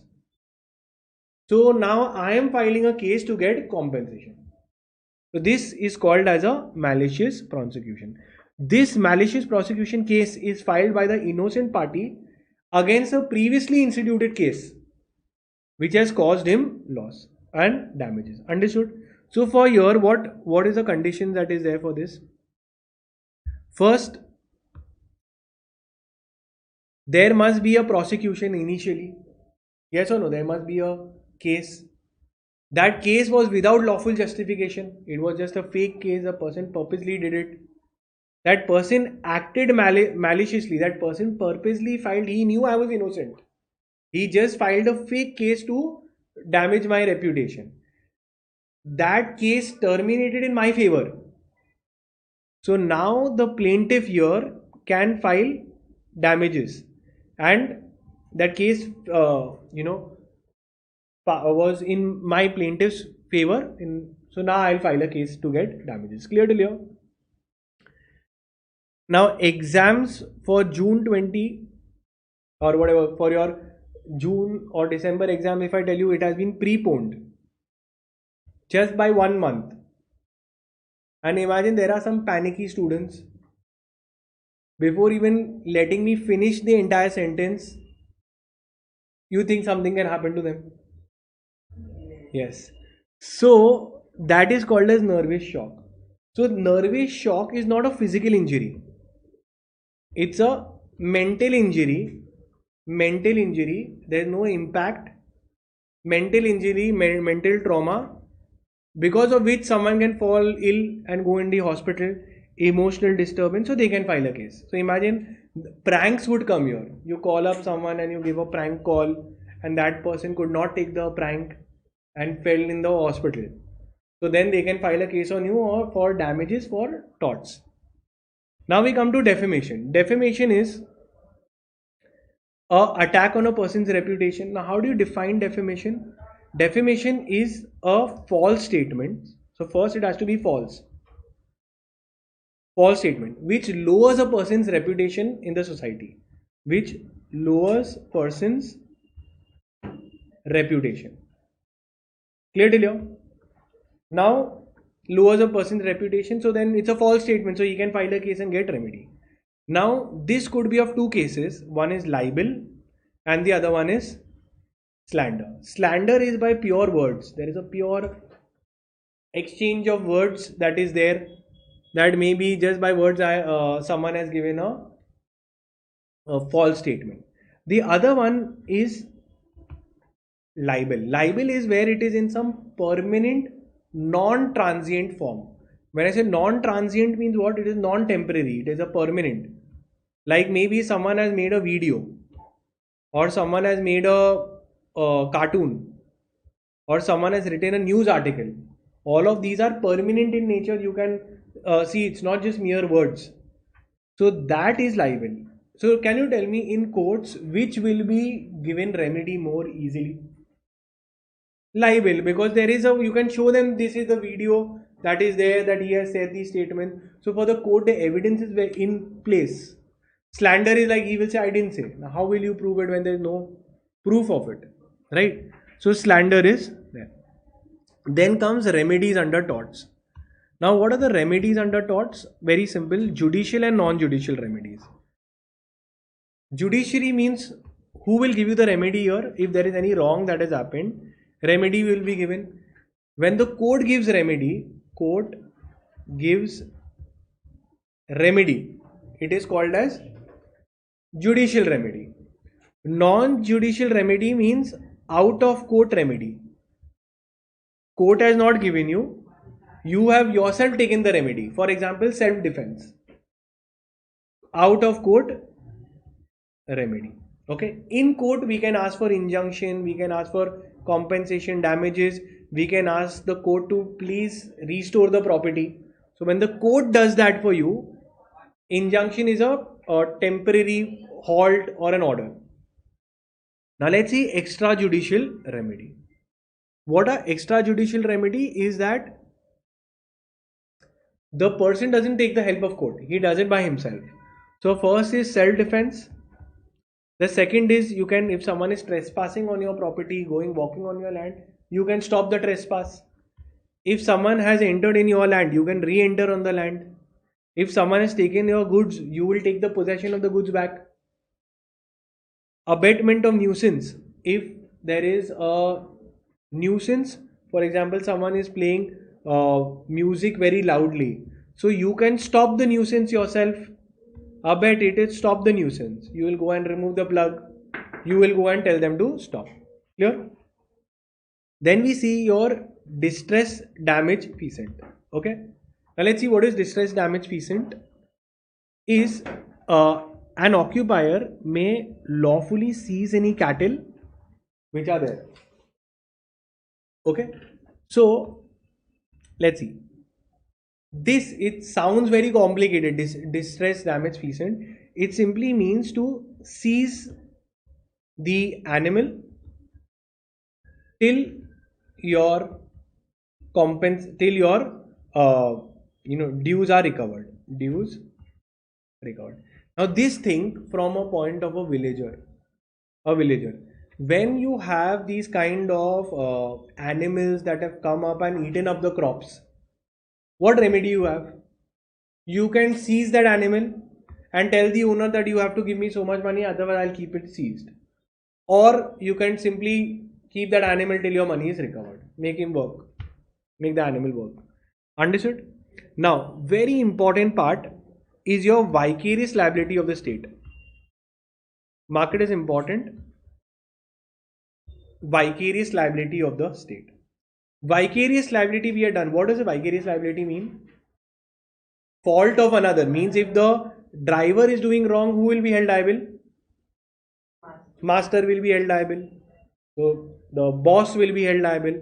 Now the question is, there are cases, okay? Case of Vidyavati. There are few cases which you have to know it, okay? Ocean navigation. Mark these case laws as important. So first we'll see the case laws. Steam navigation versus Secretary of the State, and the other one is State of Rajasthan versus Vidyavati. Okay, then there is one more, Kasturi Lal versus State of UP. Okay, there are three important case laws when they ask with respect to vicarious liability of the state. Let's see. First, let me ask you a simple question, that Vidyavati case. Vidyavati, okay. First, we see the State of Rajasthan versus Vidyavati. If someone is driving the car, government, okay, it is a government owned car and driver. And let's say this government was Rajasthan government. Which government it was? Rajasthan government. Okay. Now this Rajasthan government had its own state car and they had a state run driver. This driver caused an accident. Who will be held liable? Driver or the government? What do you think? If today you see all the buses that are there, they are government buses, government drivers, the driver does wrong, who will pay the compensation, government or the driver?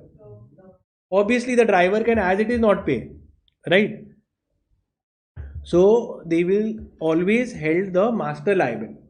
So vicarious liability states that yes, the government can be held liable whenever their servants do something wrong. Clear? The entire rule is summarized here. So when we see your liability of state, whether the state government and the government of India can be held liable. So they have divided it into two parts. They have divided it into two parts. We have to see that whether the act which is involved, the government is acting in their sovereign power, whether the government has sovereign function, or whether government is acting in non-sovereign functions, in non-sovereign functions. Clear till here? Now let's understand sovereign function. Sovereign function means the government is doing it as a supreme level, supreme authority. Okay, like only the government can do it. When I say sovereign means only government can do. Can you give me examples of sovereign functions? Defense of India. Defense of India. Can you do defense of India on the borders? No, only government of India, means it is a sovereign function. Printing of currency. Currency printing. When you print currency, when you print the currency, can anyone else do it? Only government of India. It is sovereign functions, right? Now, the next is your after 5 minutes. Okay, currency. Then you see your any other thing, judiciary, courts. Can you set up your own court? No, it is only government of India. So these are called as sovereign functions. Whenever government is doing a sovereign function, they cannot be held vicariously liable. Government cannot be held liable. So your government cannot be held vicariously liable. So can logic, if tomorrow there was an attack in India, can I blame the army people that why they couldn't protect India? Why is these people have entered into India? Can we file a case? Answer is no, because that is a sovereign function which government is doing. For that, government cannot be held liable. Okay, it must be some important thing, that is why it is under sovereign function. But apart from that, which government is not doing a sovereign function, then the government can be held vicariously liable. Example, we saw if they are state-run drivers cause an accident, can the government be asked to pay? Yes, because everybody else also drives, no? If anything else is there which is not in sovereign function, then the government can be held liable. If it is a sovereign function, government cannot be held liable. Clear till here? So these three case laws are very important. All of them is what I have told you is there. Ocean navigation, state of Vidyavati, and Kasturi Lal. Okay. With this, we have completed the entire chapter. Thank you. Okay. Now we'll take up another chapter which is called as Civil Procedure Code. Okay. Civil Procedure Code. So we finished how many chapters? 3. Okay, great. Now also Civil Procedure Code is an important 8-marker chapter. You can expect 2 questions from here. Okay. We'll be starting this Civil Procedure Code and completing it also. So we finished 3 chapters, right? Now we are doing the 4th chapter and we will complete. So we'll just start in 1 minute.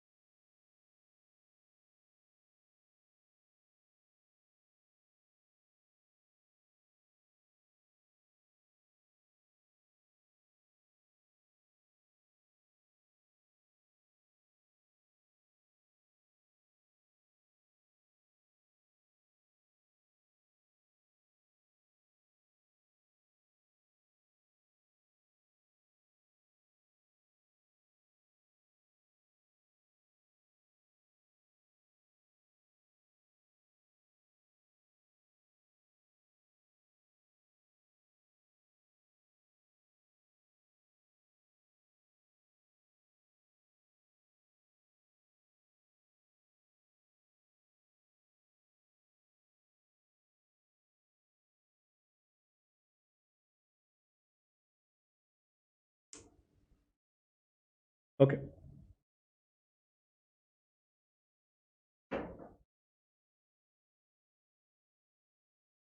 Okay. So we'll be starting with the next topic, which is your civil procedure code. Okay. Very important. 4 down. Imagine if we have 4 days of lectures, what will happen? Like this. Very simple, na? Chalo. Both executive and professional both will get completed. Chalo, we'll complete the next one is your civil procedure code.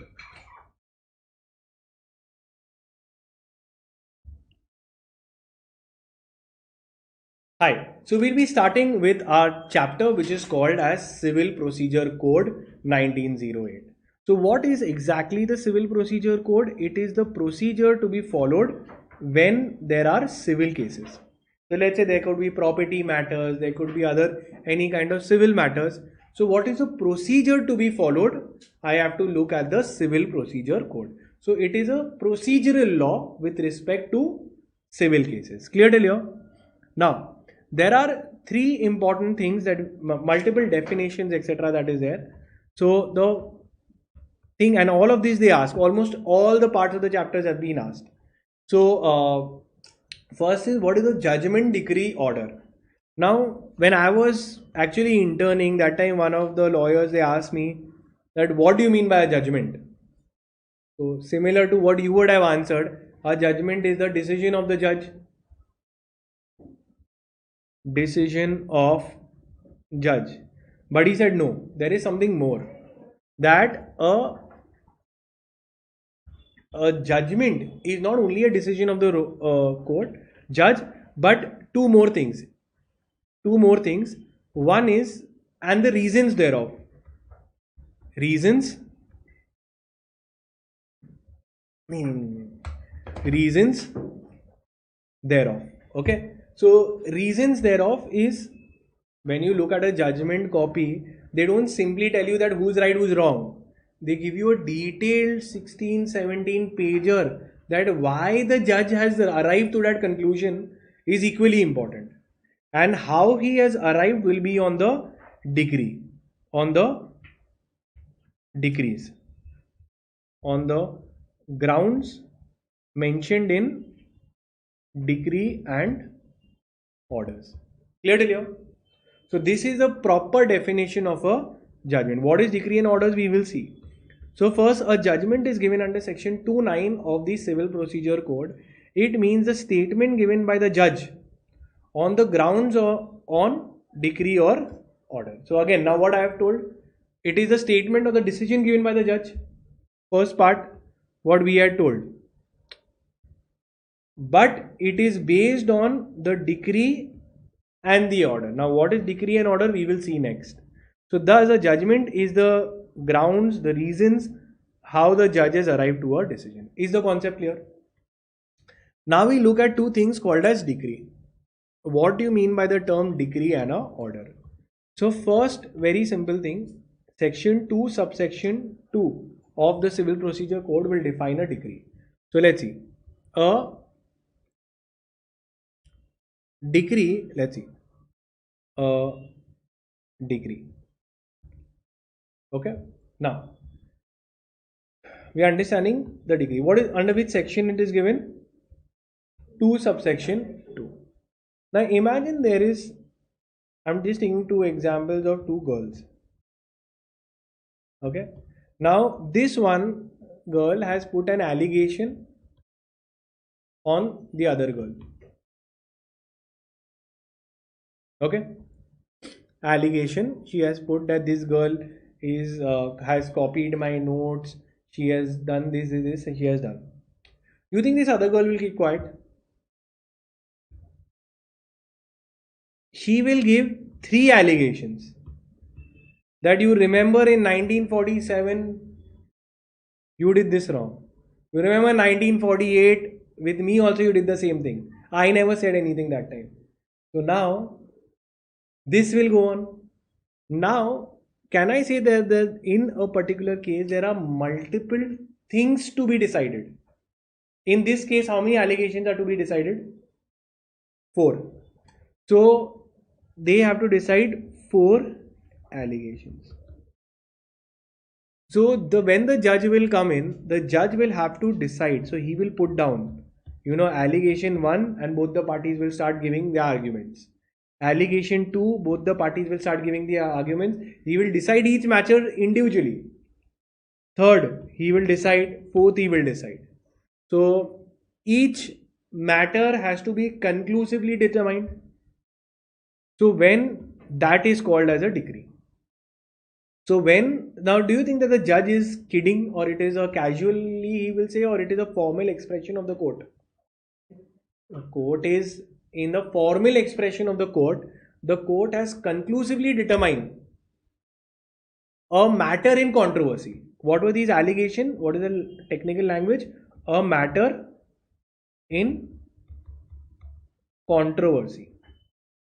When the court has conclusively determined that this particular matter in controversy, she is the winner, A is the winner.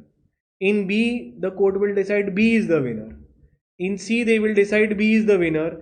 And the last one, they'll say B is the winner. Now, can you tell me that who is the ultimate winner? B. So, on basis of the decree, the final judgment will be given.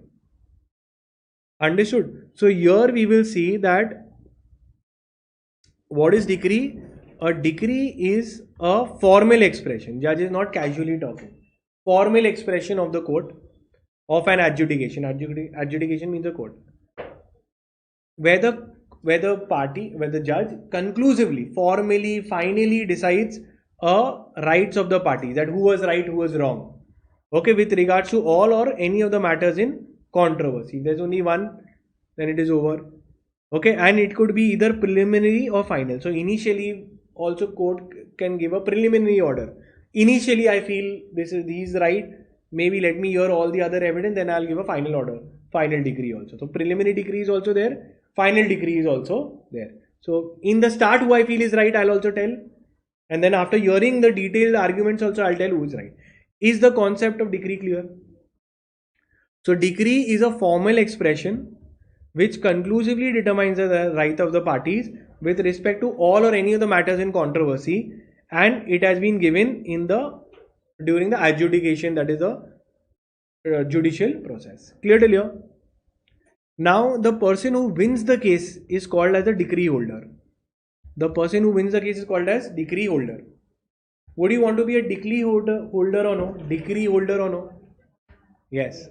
Let's say if you lose the case, what will you be? Judgment debtor. So a decree holder is a person in whose favor the decree has been passed. A judgment debtor is a person against whom the decree has been passed. Clear? Now order. Order is something. Let's understand what is the order of the court. Imagine the order of the court is that go and call that person and bring him here. That's the order of the court. Did the court conclusively determine the rights of the parties?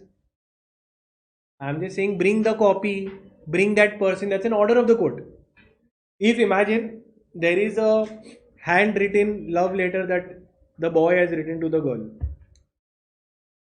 and judge is saying that I want to study it, bring it. He can't understand the handwriting only. Some people have bad handwritings. Okay, so the judge will say I can't read, I'll get specs, you please go and type it out and come. Did they decide what is there? No, it is basically an order. It's a formal expression, you have to do it.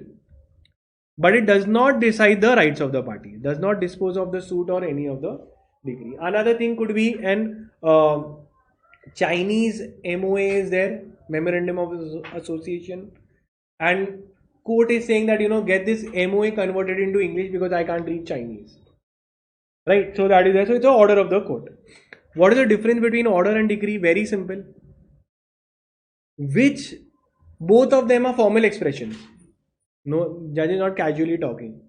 Formal expressions. It conclusively determines the rights of the parties.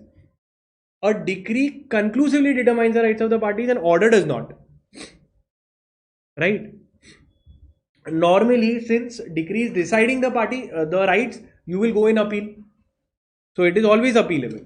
Whereas an order does not decide, so it is not normally appealable. Because it's just a procedural, direction made by the court.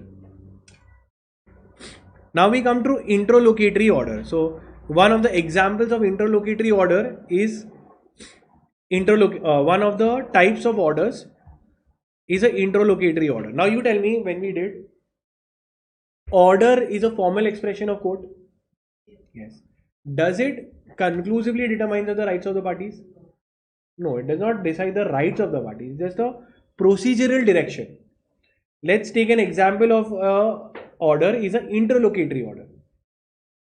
Let's say there is a perishable goods. Perishable goods. Like there was 100 cannons of milk.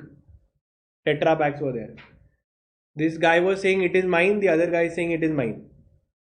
Matter went to court. Tetra packs of milk, that is there. Dispute is there, some person is saying this is mine, this one is saying this is mine. Till the matter goes in court, the date will come, the matter will be decided, and then the milk will become curd, paneer it will become, what else it can become? Okay, so even if we say now you are right, now take the milk which is 3 months old, can you do anything? No. Then later he realized that he paid the court fees, he paid the lawyer's fees, and now milk also he has got which is now spoiled, and he won the case. So all of this losses are only there. So he wants to die, so he'll drink that milk okay, which is 3 months old, and he'll die. So the point is very simple. What was the thing in case of perishable goods, how the court should deal? They will ask for sale of the goods. They'll ask for sale of these perishable goods. That money will be put in a bank account.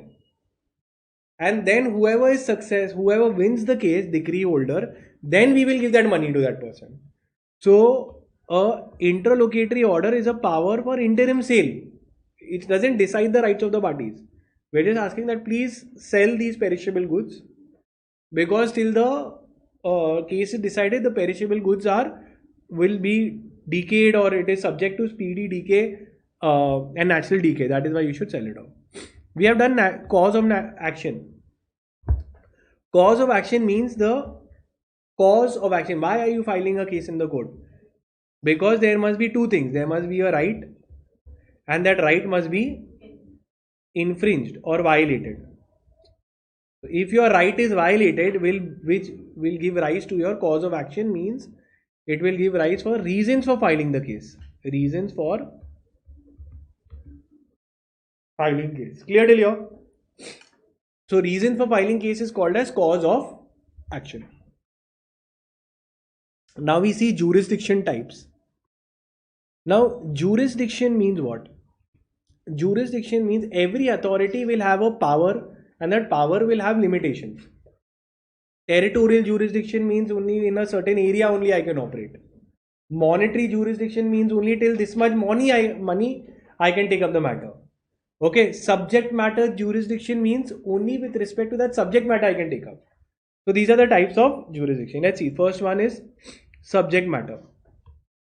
Let's say husband versus wife issue is there. The wife has beaten up the husband. The husband wants to file a case. Where he will file a case? He'll say, I will not go to family court. I will go to labor court, because for my entire life I've been a laborer only. Done everything, worked so hard, gave all the money home, and then she's saying all these things. I'm a laborer. I want matter in labor court. Finish. Will the court take up? No. Judge will say, I understand your emotions, but matter will go in family court, because the court can take up only those matters. Company matters can be taken only by NCLT. Territorial jurisdiction. Imagine if you were slapped in Mumbai. Can you file a case in Chennai? No. Chennai officer will also slap you. Like, file there. Should have filed wrong place, you filed. Okay. So wherever the cause of action has arose, you have to file a case there. It's called as territorial limits. So authorities have territorial limits. You can file cases there only. It's called as territorial jurisdiction.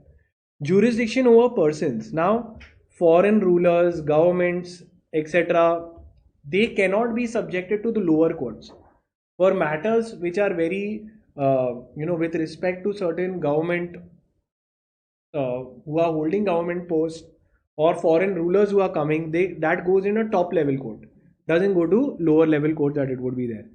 Pecuniary jurisdiction. In our consumer protection also there are various thresholds that this matter, if the dispute amount is still X, it will go to district. If it is above that, it will go to state. If it is above that, it will go to national forum.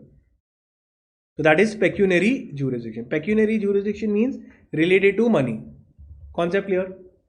So some courts can only take up, like small causes court can only take up a matter till 50,000. Beyond that, they'll say I can't take. I am small. Okay, so that is it. Now, next you look at jurisdiction.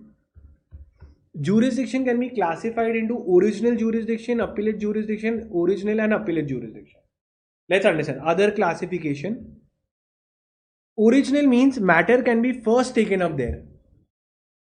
So let's take with respect to, since you all are company secretary students, let me tell you that if a matter with respect to company law is there, which court will it go to? NCLT, National Company Law Tribunal. Means first direct application is to NCLT. So NCLT has original jurisdiction. Original jurisdiction means where the case will be filed first. So they will say that yes, case can be filed first here. That is called as original jurisdiction. Appellate jurisdiction is where court entertains appeals. If you are unhappy with the decision of NCLT, where do you go? Supreme Court.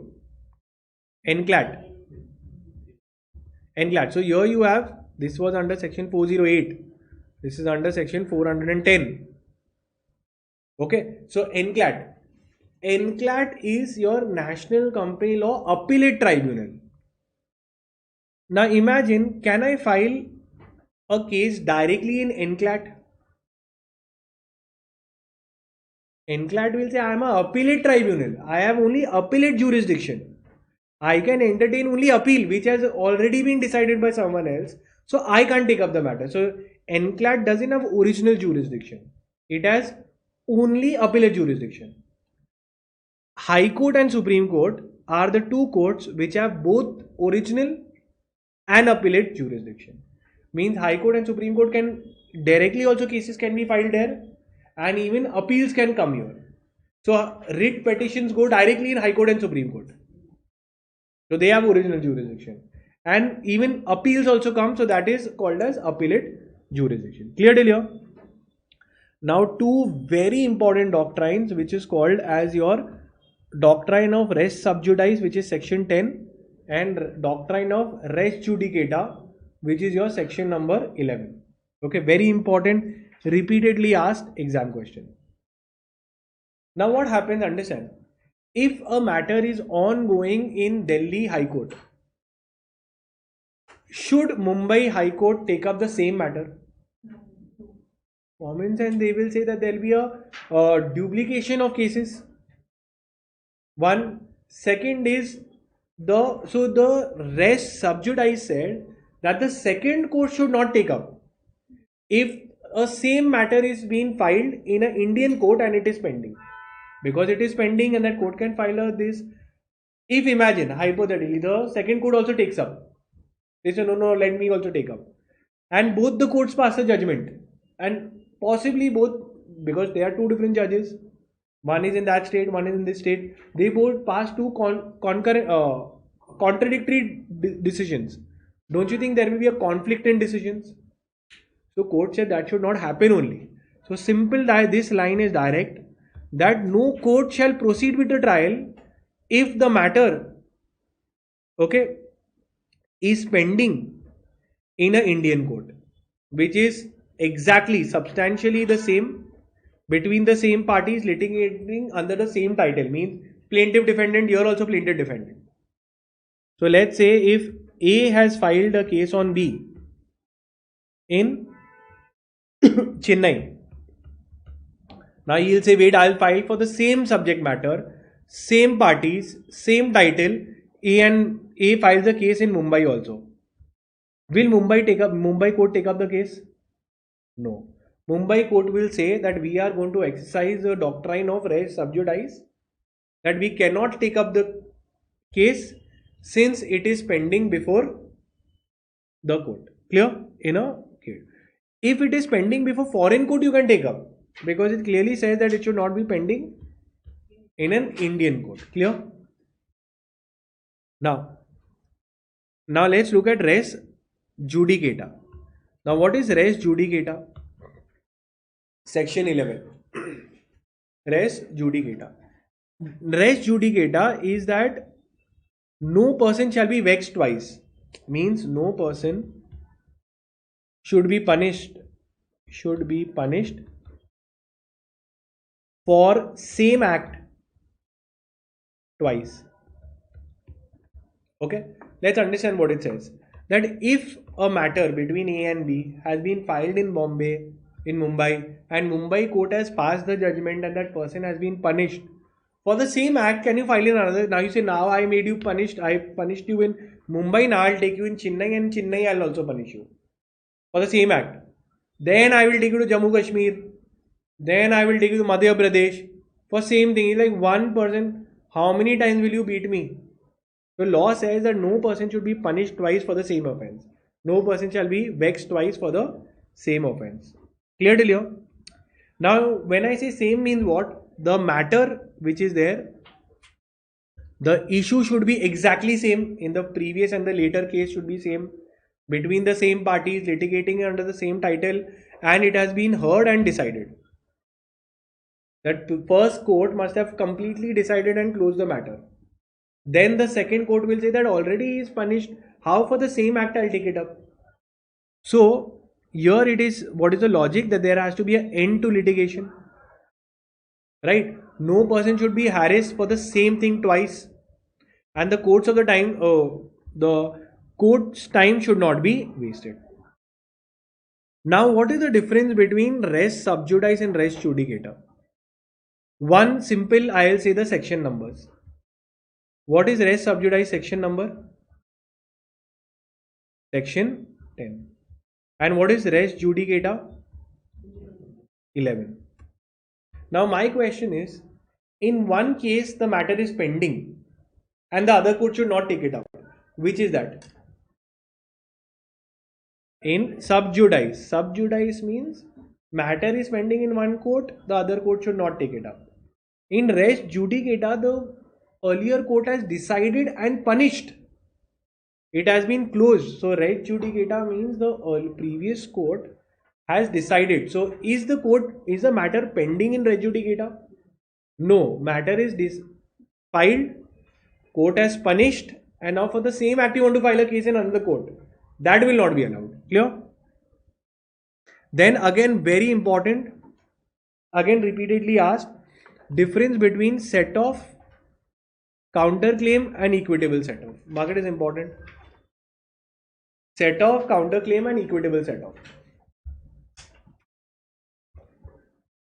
Now let's understand. So first I'll just give you the technical meaning. Set off. Set off means reciprocal acquittal of claims. What it means? Reciprocal acquittal of claims where the plaintiff's claims is extinguished from the defendant's claim. Now let's understand. If imagine A and B are there. If A claims from B, if A is claiming from B rupees 1 lakh. A is telling that B has to give him how much? 1 lakh. B also says, yeah, I have to give him 1 lakh, but he also has to give me 25,000. So how much amount will be set off? 25,000 will be set off now. Or we will take 1 lakh, from that 1 lakh I'll give him 25,000. We'll say directly give 75,000 in there. So 25,000 will be set off and an order will be passed that give him 75,000. So this is called as he also had something to claim. So it is a reciprocal acquittal, a reciprocal cancels of things, right? So this is an acquittal of claim whether defendant's claim is set off against the plaintiff's claim, and the amount will be, the order will be passed to pay the balance amount. Clear? Counterclaim is something in addition to set off. Means counterclaim. Now imagine if in the same example this guy is saying that A and B, okay, B has to give rupees 1 lakh. A filed a case saying that B has to give him 1 lakh. He said, now A said that listen, B has to give 1 lakh. In return, this guy is saying that he has to give me 3 lakh rupees. Plus he has caused me loss of goodwill, which is of 1 CR. So in return, what is happening? Let's say one is the plaintiff and the other one is the defendant. Now defendant is claiming a bigger sum than what the plaintiff was asking. Let's say plaintiff was asking how much? 1 lakh. Defendant filed a suit, a counterclaim. That counterclaim is so big that it puts the plaintiff in the position of a defendant. So today, if someone files a case on you, you don't just have to reply. You will file a counterclaim to an extent that that guy gets scared. He is asking 1 CR, now we will put a case of 5 CRs on him. He has a loss of goodwill, loss of business opportunity, loss of defamation, all different things I will put on him. So that becomes what? Counterclaim. So in addition to set off, I can claim extra. That puts the plaintiff who had initially filed the case in the position of a defendant. Now he will be defending the case from my thing. Understood? That is called as a counterclaim. So counterclaim is basically, in addition to set off, you can make a counterclaim. It reverses the claim. It's a reverse claim made by one party to another. Equitable set off is basically a set off where the amount of money is uncertain. Where the amount claim is uncertain. Where the amount claim is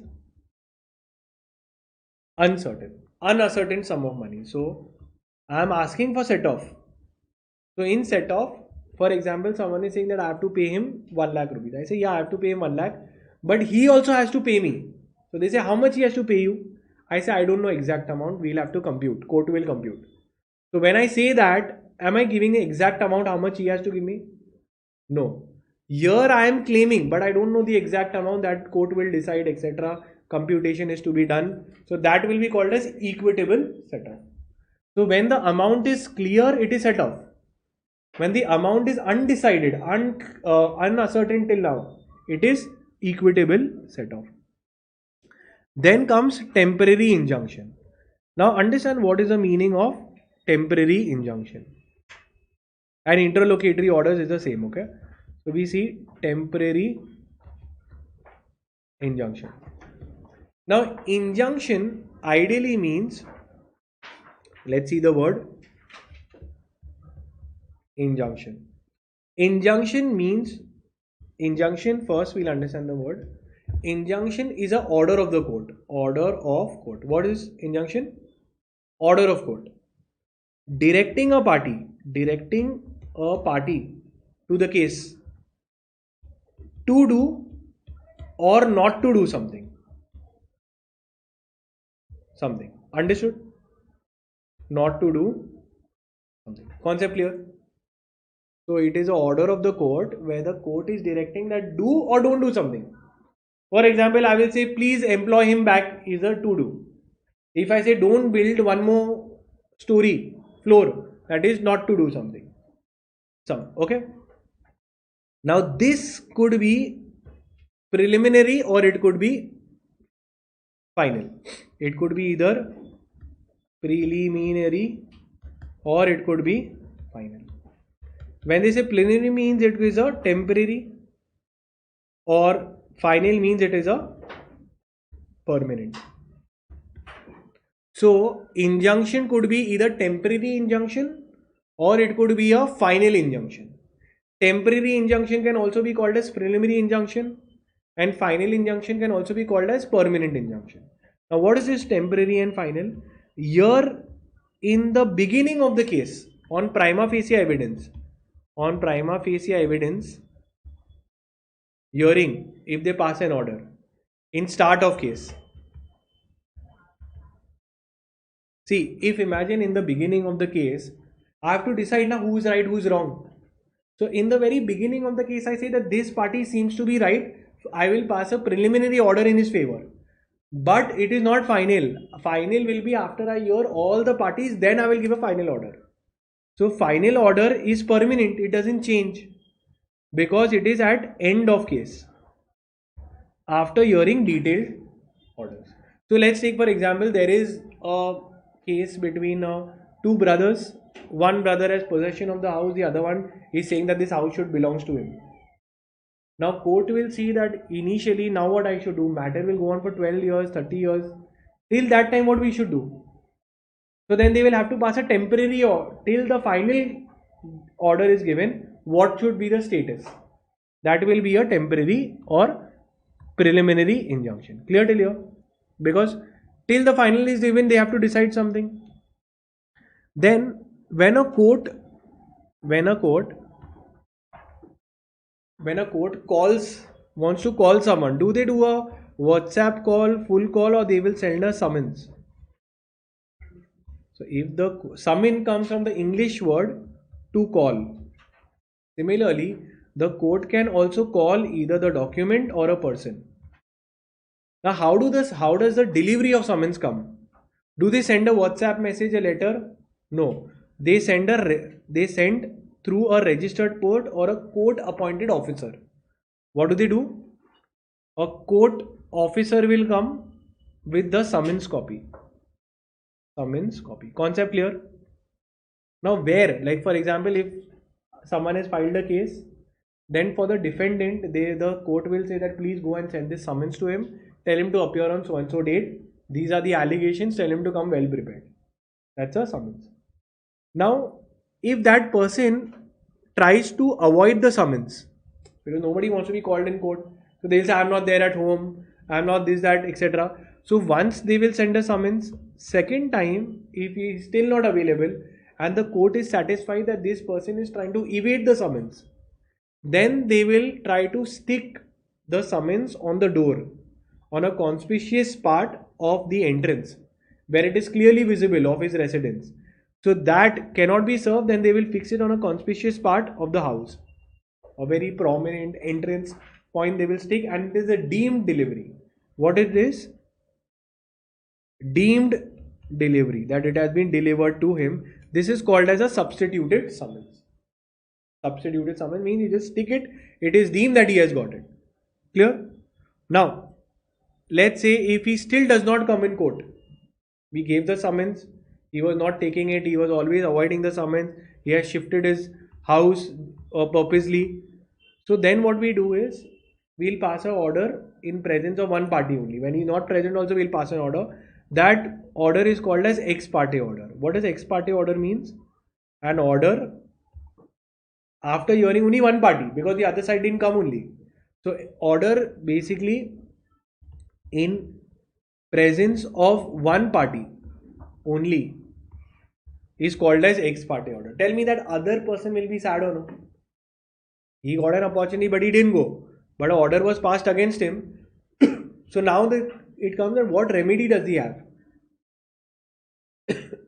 Okay, so if the defendant does not appear before the court within the prescribed time, an ex parte order will be passed. Now let's say the defendant realizes that order is being passed against me. Now what do? He'll come to the lawyer. So we will tell him there are remedies. First is we can go in appeal. Second is we can file a review application to the same court. We can file a review application for setting aside the ex parte order. Okay, and we can also state that it has been acquired by fraud. Okay, we can say that it has been acquired by fraud, but I can never say that I didn't get the summons.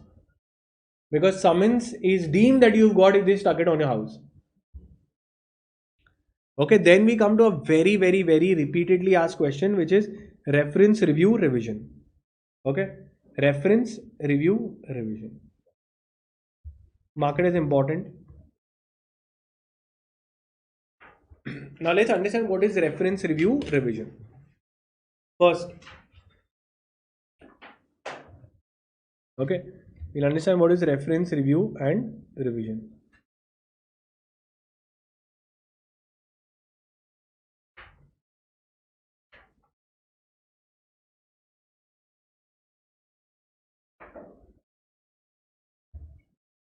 Okay, so the first thing is reference, review, revision.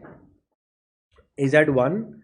Is that at the time before the judgment has been instituted may state a case. Now again, very simple. Let's understand what is reference. Imagine if you don't understand something when you're reading and you have a professional CS professional student or your sir or your teacher in front of you. What you will do? You will take it to them and ask them for explaining it.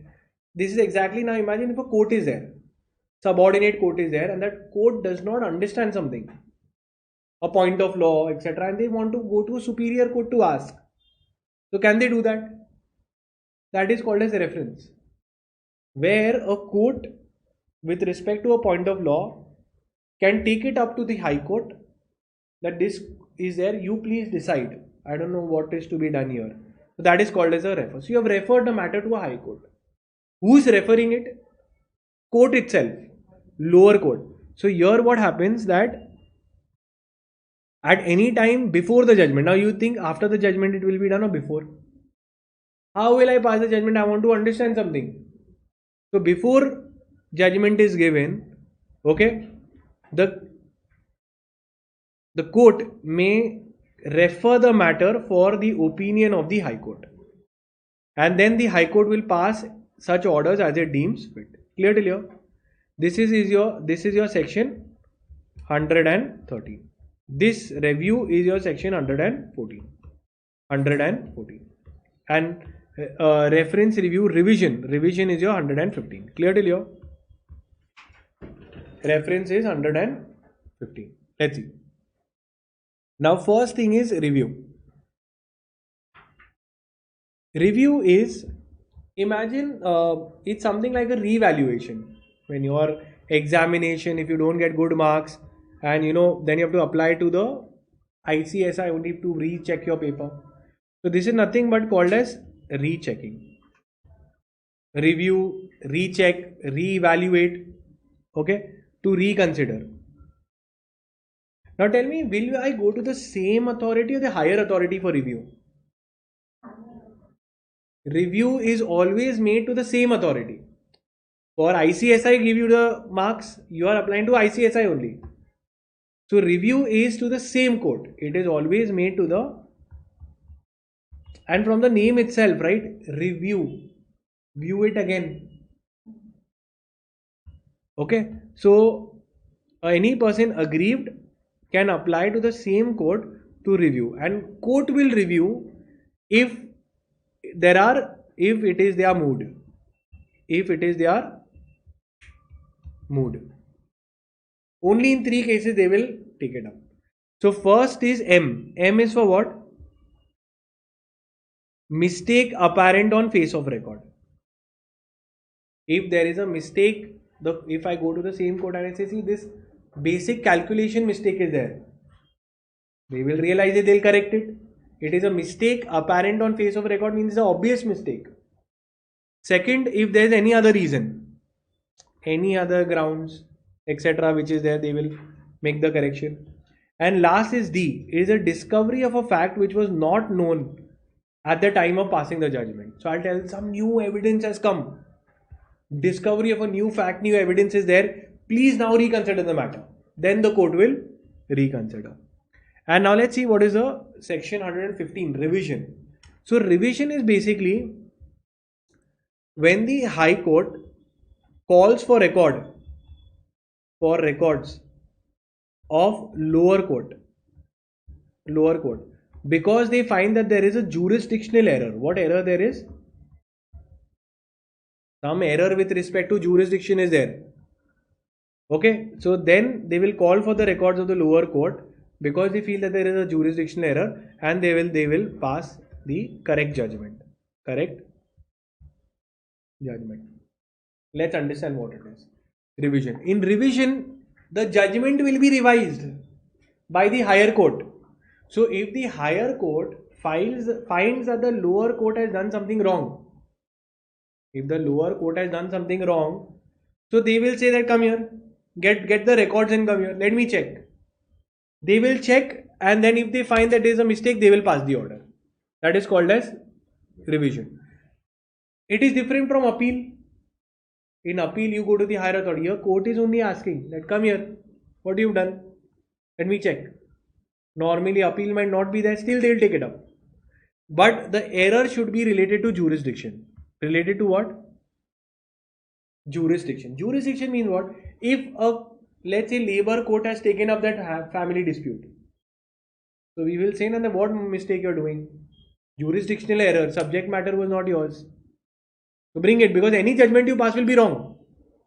So they bring it up and then they will pass. So there was, maybe you took up a case where the subordinate court appears to have exercised a jurisdiction for which they didn't have powers, or they did not exercise the power correctly. Jurisdictional powers were not exercised, or there is in exercise of their jurisdiction, there is a material irregularity, a major level of irregularity is there. Okay, clear. Now we come to, so reference, review, revision done. Can you tell me the sections which are there? 113, 114, 115. Done. Then suits by minor. Very, very simple. First of all, who is a minor? Age. Normally people only know 18 years, but in case of court of wards, it is 21 years. They are minors. What are court of wards? For mentally challenged, those children, they are there. So it is 21 years. Now a minor is a person who is not completed 18 years, or if they are court of wards, then it is 21 years. Now suit by or against minors. Now normally if a minor is there, can he file a suit by under his own name? No. So he will require a what? A guardian, or called as first friend, or what we can call them? First friend. Okay, it's a guardian. So who is an adult? His friend is also same age, it will not work. So basically guardian should be there, who is there. So in name of the guardian, the suit can be filed by or against the minor. When the minor has achieved majority, now when the minor has become a major, so when the minor has attained majority, then he can decide whether he wants to fight the case in his own name, or whether he wants to continue under the next friend or the guardian's name. Clear till here? Very simple. So in minor, we'll first write minor suits can also be filed or by or against the minor.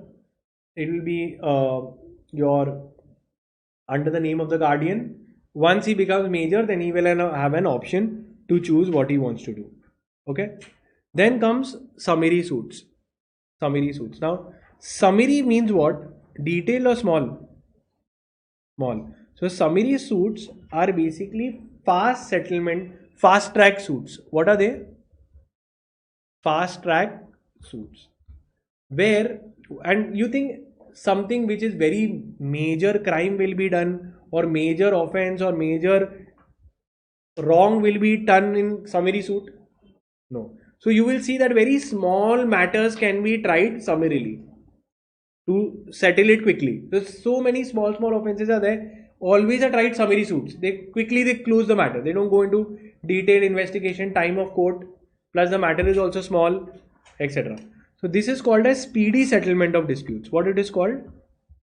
Speedy settlement of disputes, like bills of exchange, your promissory notes, etc., which is there, can be done.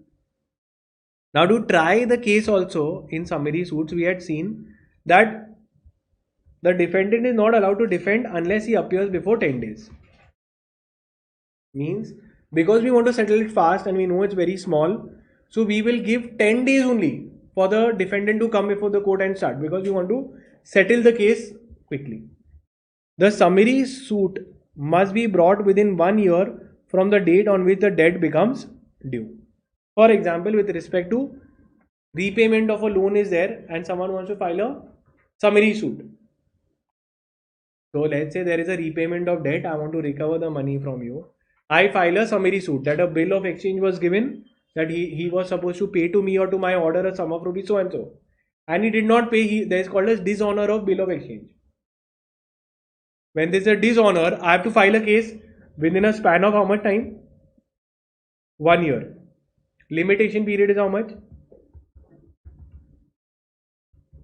So within 1 year I have to file a case for the money suit. Okay, that is it. And the entire,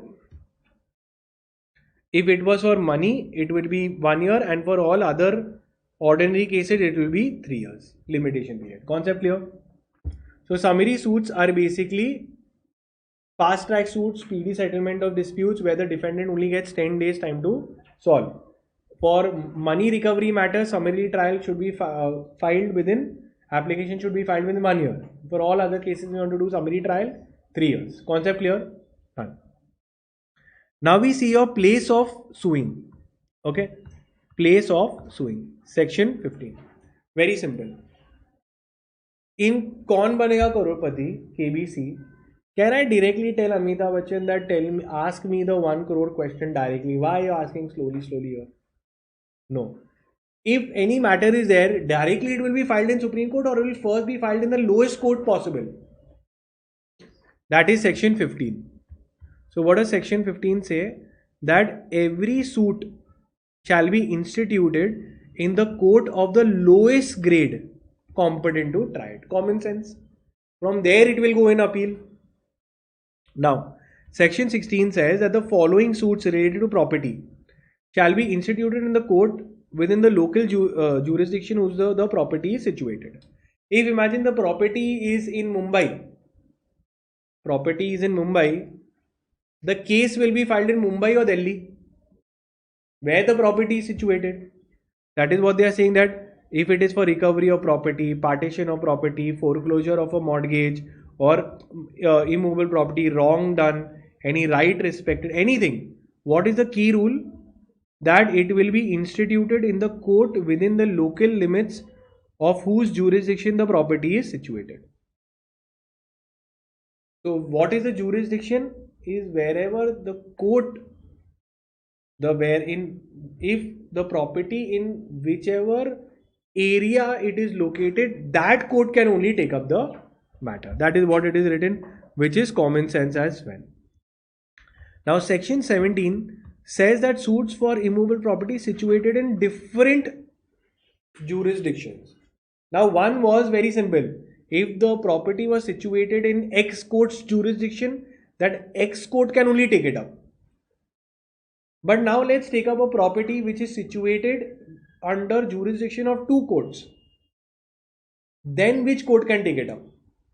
For example, there is a dispute. How can one property come under jurisdiction of 2 things? So let's take property. Let's say there was a case of a railway line. Railway line, that is there. It's a property. Laying down of the tracks. Bridges, that is there, connecting bridges. Metro lines. They go in multiple states. It will touch upon multiple states, right? It can touch upon Maharashtra, it can touch upon whatever, Goa, it can touch upon Delhi. So with respect to that, a highway dispute in the highway contracts is there. So that property is being touched upon multiple courts. So now which court will take it up? Maharashtra, Goa, Delhi, or any of them? Any of them. That is what is the answer. So it can be taken by institute in any court within whose jurisdiction any property, any portion of the property is situated. So where a suit is with respect to compensation or relating to immovable property which is situated in different courts, in jurisdiction of different courts, then the suit may be instituted in any court within whose local limits any portion of the property is situated. So even little bit of that property is situated in my jurisdiction, I can take up the entire matter. Simple. Now section 18 talks about place of institution where the local limits of the jurisdiction of the courts are uncertain. Let's say there is a property, okay, where we are not understanding the jurisdiction, whether this court will take it up or that court will take it up. There is a confusion and a genuine confusion with respect to the jurisdiction. Contract must have said this thing, laws are saying something else, custom practice might be something else. So the courts are also confused. So there is a uncertainty with respect to the jurisdiction of the court. Both the courts are confused that which one will take. Then what we will do? Any court can take it up. If there is any matter where there is confusion, again any court can take it up, and that court will mention that listen, there is a clear-cut confusion. Okay, they will note it down that there is a clear-cut confusion, and now we have decided that I will take it up and move ahead, and the court can take up the matter. Clear till here? That is that. Uncertainty with respect to the jurisdiction, then any court can take it up and record and proceed. They will have to record the statement of uncertainty. What was that uncertainty? Why that uncertainty was there? And they will proceed to dispose of the case. Now we see immovable property. Now very important. When wrongs to now all this while we were seeing section 16, 17, 18 was related to immovable property. Yes or no? Where the property was, first the property was under one jurisdiction. Second, the property was under two jurisdiction. And third is where the property's jurisdiction was confusing. All three were covered. Now we are seeing suits for compensation with respect to wrongs to a person or movable property. So let's say if someone's defamation case is there, or someone's car related issue is there, gold related issue is there, okay, any other thing. So it's very simple. So you can file, and this I think you must have whenever you read a law, you must have seen this, that case can be filed where the cause of action arose or where the defendant resides or carries on business. So when a suit is filed for compensation for wrong to a person, then the case can be filed wherever the defendant resides or carries on business. Okay, the suit may be instituted at the option of the plaintiff. So the plaintiff will decide where he wants to file. He can file it where the defendant resides or carries on business or where the property is situated. Simple. Now we are done with your particular Civil Procedure Code 1908. Now in the Civil Procedure Code there is a separate topic which is called as Commercial Codes Act 2005. Mark it is important. Now what is a commercial code? Commercial code has been set up to take up, so they take up high value commercial disputes. Commercial disputes. When I say high value means what? What does high value mean? So high value, they have told you 3 lakh rupees. How much? 3 lakhs. 3 lakhs or more. So let's say, understand that in courts are overburdened today, yes or no? Courts have so much burdening. High value matters are stuck up in line because of low value matters also. Imagine 100 low value matters are there and 101st is a high value matter. Maybe 10 crores, 15 crores matter. So what courts have said that let's do something. The law has said that let's make an act called as commercial courts. And these commercial courts, we will just, all the high value matters we'll divert it here. 3 lakhs and more can directly be filed here, and we will try to settle it here. So speedy settlement of high value matters, for that purpose the act is made. Clear? So it is for speedy adjudication of commercial disputes having a high value matter. When we say high value, means it should not be less than 3 lakh rupees. Clear? Now, objective is speedy settlement of high value matters. Now, to solve these matters, what I told you, the matters will be diverted to which court? Commercial court. That is what is the act, Commercial Courts Act. Commercial courts we will divert it. So first, government has to set up a commercial court, yes or no? Courts will have to be set up.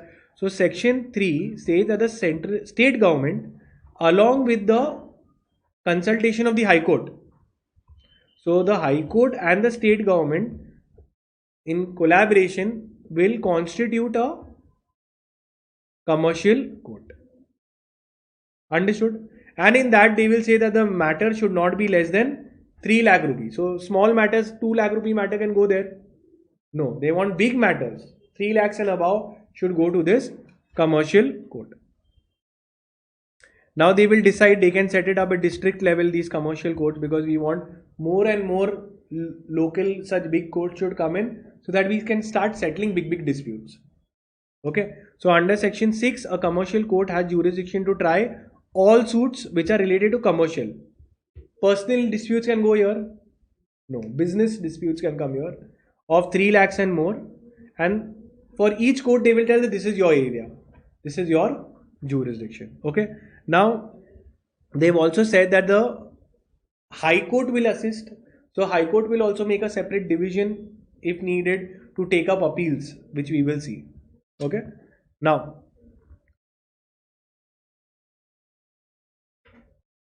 when I told 3 lakh rupees, mark this as important. Now when we are told 3 lakh rupees, the dispute amount should be minimum how much? 3 lakhs. Then only it can come, otherwise they'll say get lost. So now the 3 lakhs, how it will be counted? Imagine if the loan amount is 2 lakhs and the interest amount is 2 lakhs. Can the matter be taken up? Yes or no? So while calculating to compute that 3 lakhs, what all is to be added? So we are going to see the value. So it means the principal plus the interest is to be counted. So they can't say only principal amount. So it's clearly said that for filing of the suit, it should meet the thresholds. In the threshold, when it is recovery of money, you have to take the principal and include the interest also. When I take a movable property, market price of the movable property will be taken. If I take immovable property, the market value of the movable property will be taken. If I take any other intangible goodwill, copyright, trademark, patents, the market value of that thing. So can I say market value of those assets is to be seen whether it is 3 lakhs or more or no. Finish. Now before the matter is given in this commercial court also, they are saying that before you want to come in this commercial court, you have to try pre-institution mediation. This is a very famous or you could say this is a very popular act now that is prevailing in the courts, where once the parties are coming to file a case, they are saying first try mediation. Out of court only we have some empaneled mediators, arbitrators there. Out of court you see they are our negotiators, they are very good at negotiating, explaining, matters will end fast. So we are telling that you all go out, they won't pass any decision. They will try to make both the parties understand. It will save your time and money. And the order will also be given quickly. If you all don't agree, you will come back to us. But if you all agree, we will have a settlement agreement and close the case there only. So the job of the mediator is try to bring in a settlement where both the parties sign and then close the matter. So then burden of court is further reduced. So can I just take and can I just walk into the commercial court? No. Before filing in commercial court, I have to try mediation. It's called as pre-institution mediation. Okay, will be done. Then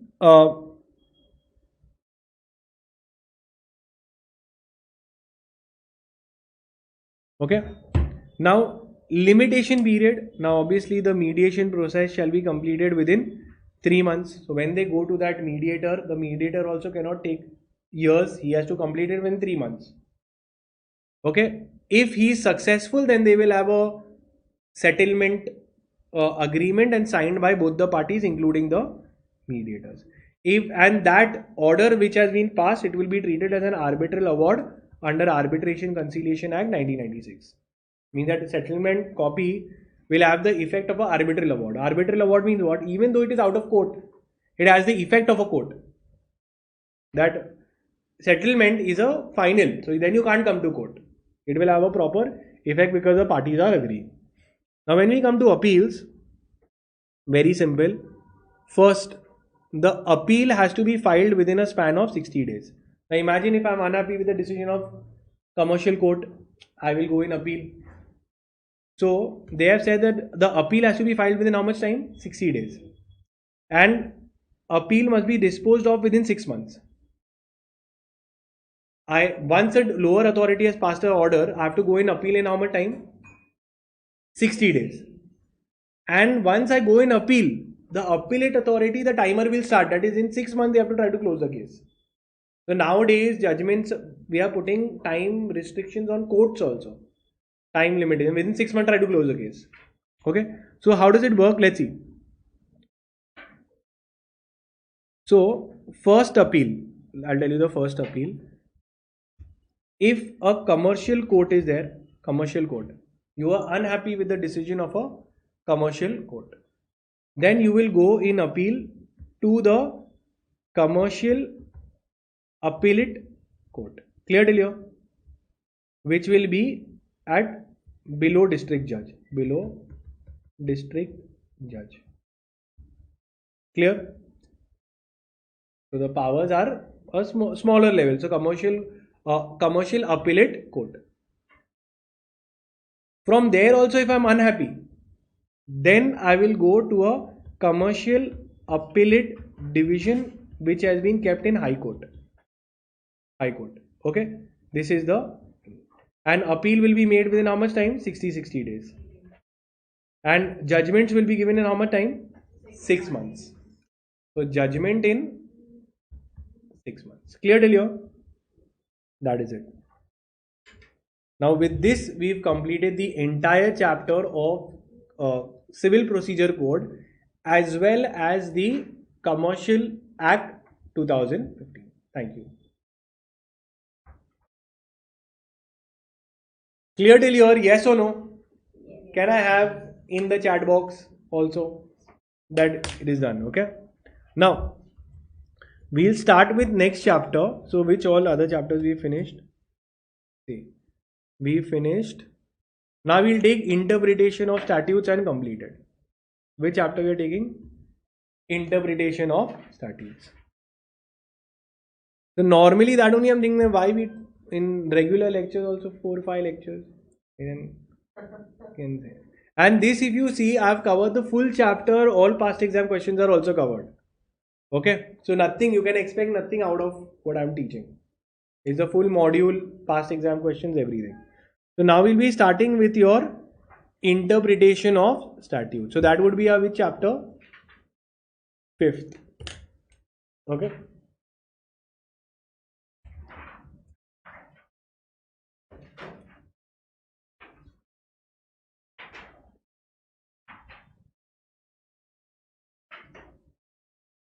Okay.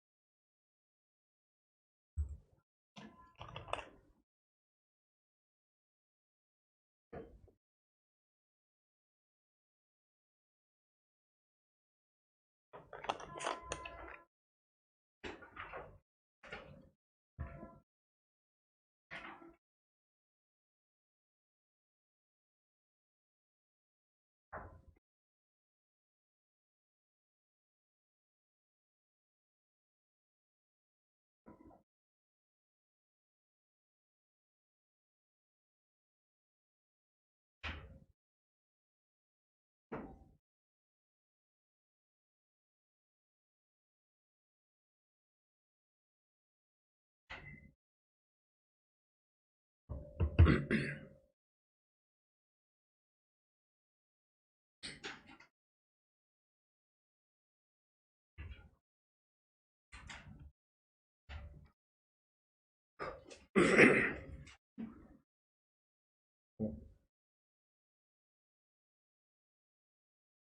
so we'll be starting with your chapter called as Interpretation of Statutes. Now let's understand, it's a super simple chapter. Let's understand what does it mean. Statute is basically any law. Now law, any act, any whichever the parliament has passed. So they also call it as a will of the legislature. Will of legislature. Will of legislature means what? What is the parliament wants, that becomes a law. So that's their will. So what is the wishes of the government, that becomes a law. They'll make it.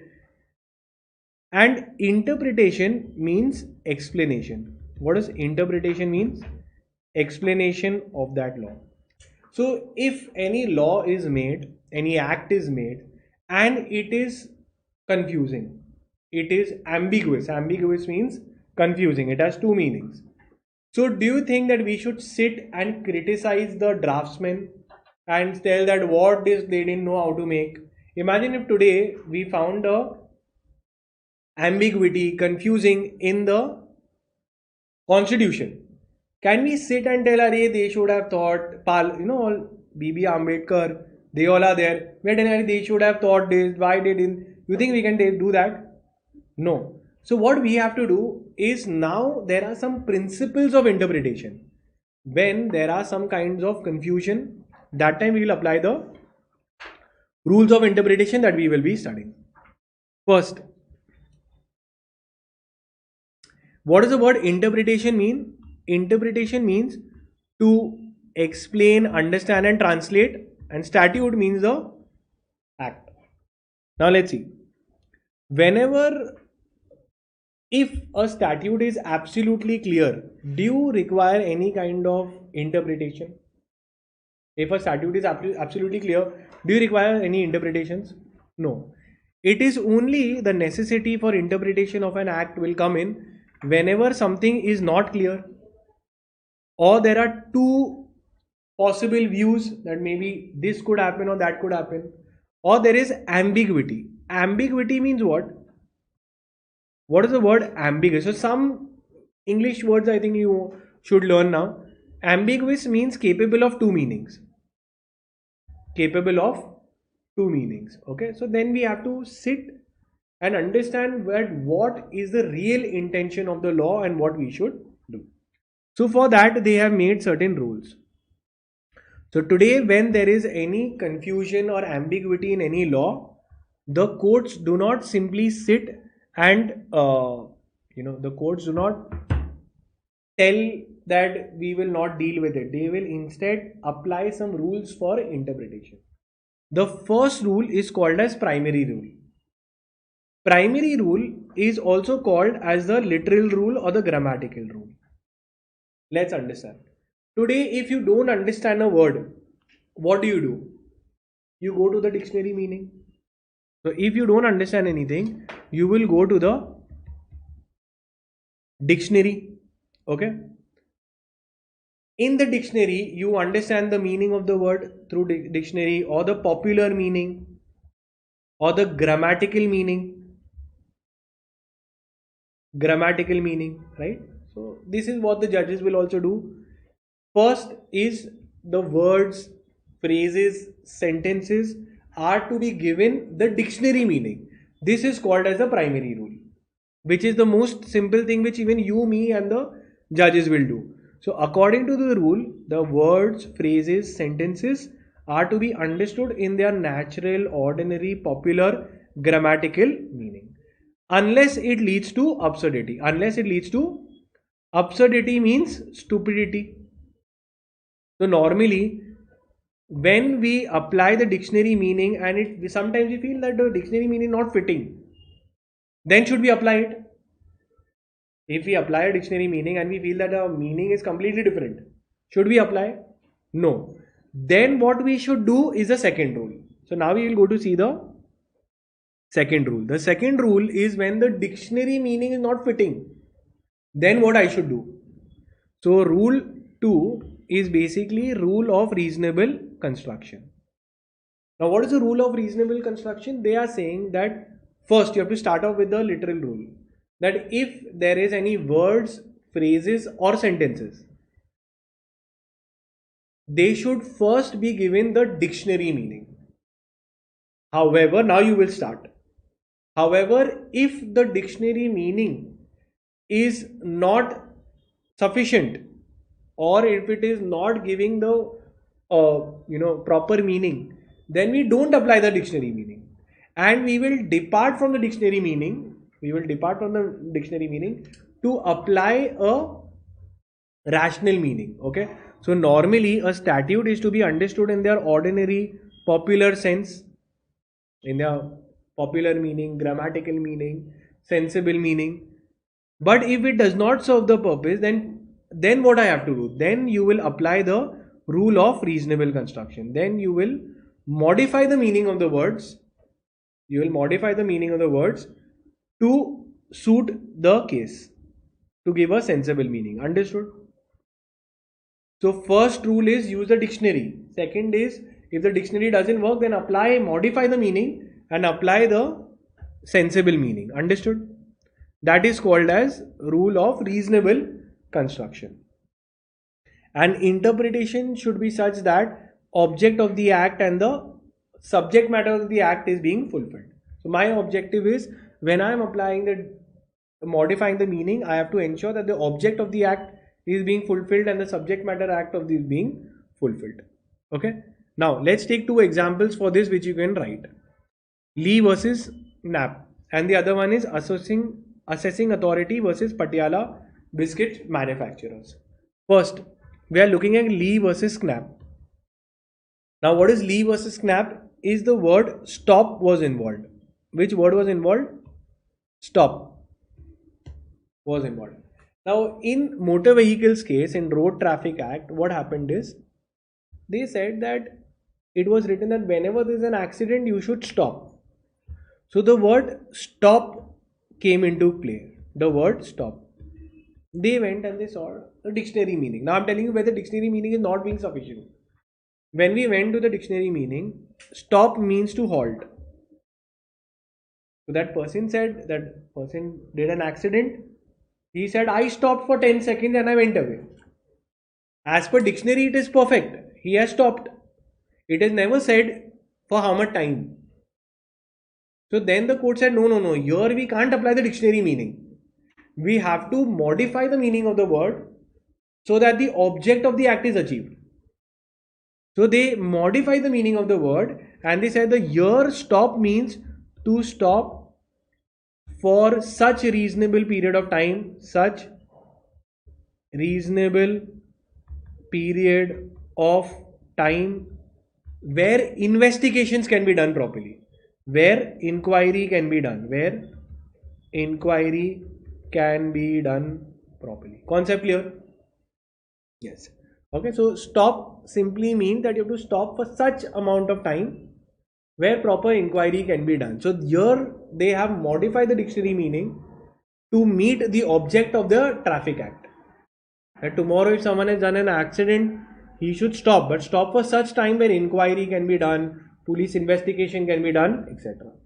Similarly, there was another case where the word possession came into force.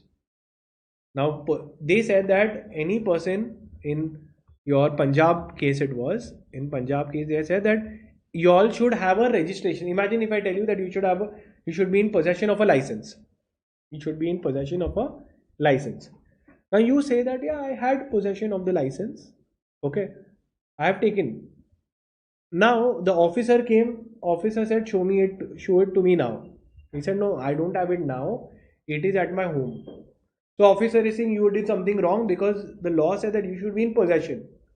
Now the word possession came into force. That possession word came into interpretation. That does possession mean that you should always keep possessing it, holding it? Answer is no. Possessing here means you must have acquired it, and within reasonable time you should be able to produce it. So possession doesn't mean possessing it throughout continuously wherever you go, wherever you are. It means that you have acquired it, and if asked, you can produce it. Clear? Then came rule of harmonious construction. So first rule we did is rule of grammatical rule, literal construction. Second, we said we will modify the meaning of the word. Okay. Third is what we are doing is rule of harmonious construction. In rule of harmonious construction, let's understand what happens. Here in rule of harmonious construction, two provisions. I'll give you the example also so you will understand. Which rule are we doing? We are doing a rule of harmonious construction. In rule of harmonious construction, what is happening? There is a head-on clash. There is a head-on clash between two provisions of same act. Of same act, there is a clash. So there is one section saying something, the other section saying something else completely. So there was a case of in this in your module also I have given it to you, is your article 19 and one article which is 194, right? Article 194. Now let's understand, there was a clash between these two and see how the interpretation was done. First, my point is, whenever you're reading an act and two sections seems that they are against each other, they are conflicting with each other. So, should we interpret that one is correct, one is not correct, or we should try to interpret in a harmonious manner, in a manner that effect can be given to both?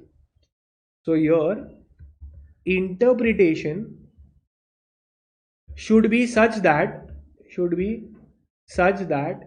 effect can be given to both. Effect can be given to both. So we have to interpret it harmoniously. What is the meaning of the term harmonious? Peaceful. So let's understand what was this case. In this, there was with respect to Parliament. In Article 124, it was about Parliament privilege. What it was? Parliament privilege. That something which has been said in the Parliament, you cannot come out and say it. Whereas Article 19 is talking of right of freedom of speech and expression. Freedom of speech and expression. Right? Freedom of speech and expression. So now the question came up that listen, Parliament privilege in Article 124, they are saying that you cannot come out and speak. And Article 19, they are saying you can speak whatever you want. So there is a particular clash between two provisions of the same law, that is Constitution of India. One is saying you cannot speak what is said in the Parliament, and second is saying you can speak whatever you want. So how we should interpret both of them? Should I say that I'll keep one, I'll remove one? Or we should interpret in a way that both can be given effect? So how did the law interpret? They said that listen, you can speak whatever you want, but it is not absolute. There are some restrictions that is there. 194 is an example of that restriction. So interpretation was given such that effect could be given to both. Concept clear? Let's see. What was rule of harmonious construction? That when there are two provisions, that is two sections of the same enactment which cannot be reconciled, we have to interpret it in such a way that we can give effect to both. It is called as harmonious construction. There is a head-on clash and we have to try to make them harmonize together, sync together. Clear? The case was of Sharma versus Krishna Sinha, that Article 194 said you cannot speak what has happened in Parliament. And Article 19 is saying you can speak whatever you want.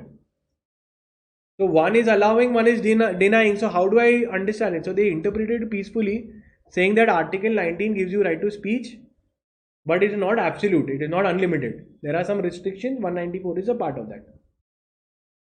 Then comes rule of edienis generis. Now what is edienis generis? Let's understand. Means of the same kind. Aegisdem generis. Okay.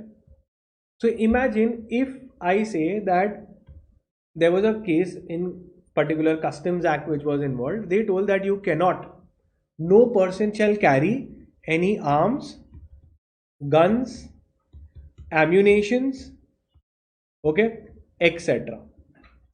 Can I say now interpretation of this etc. was there?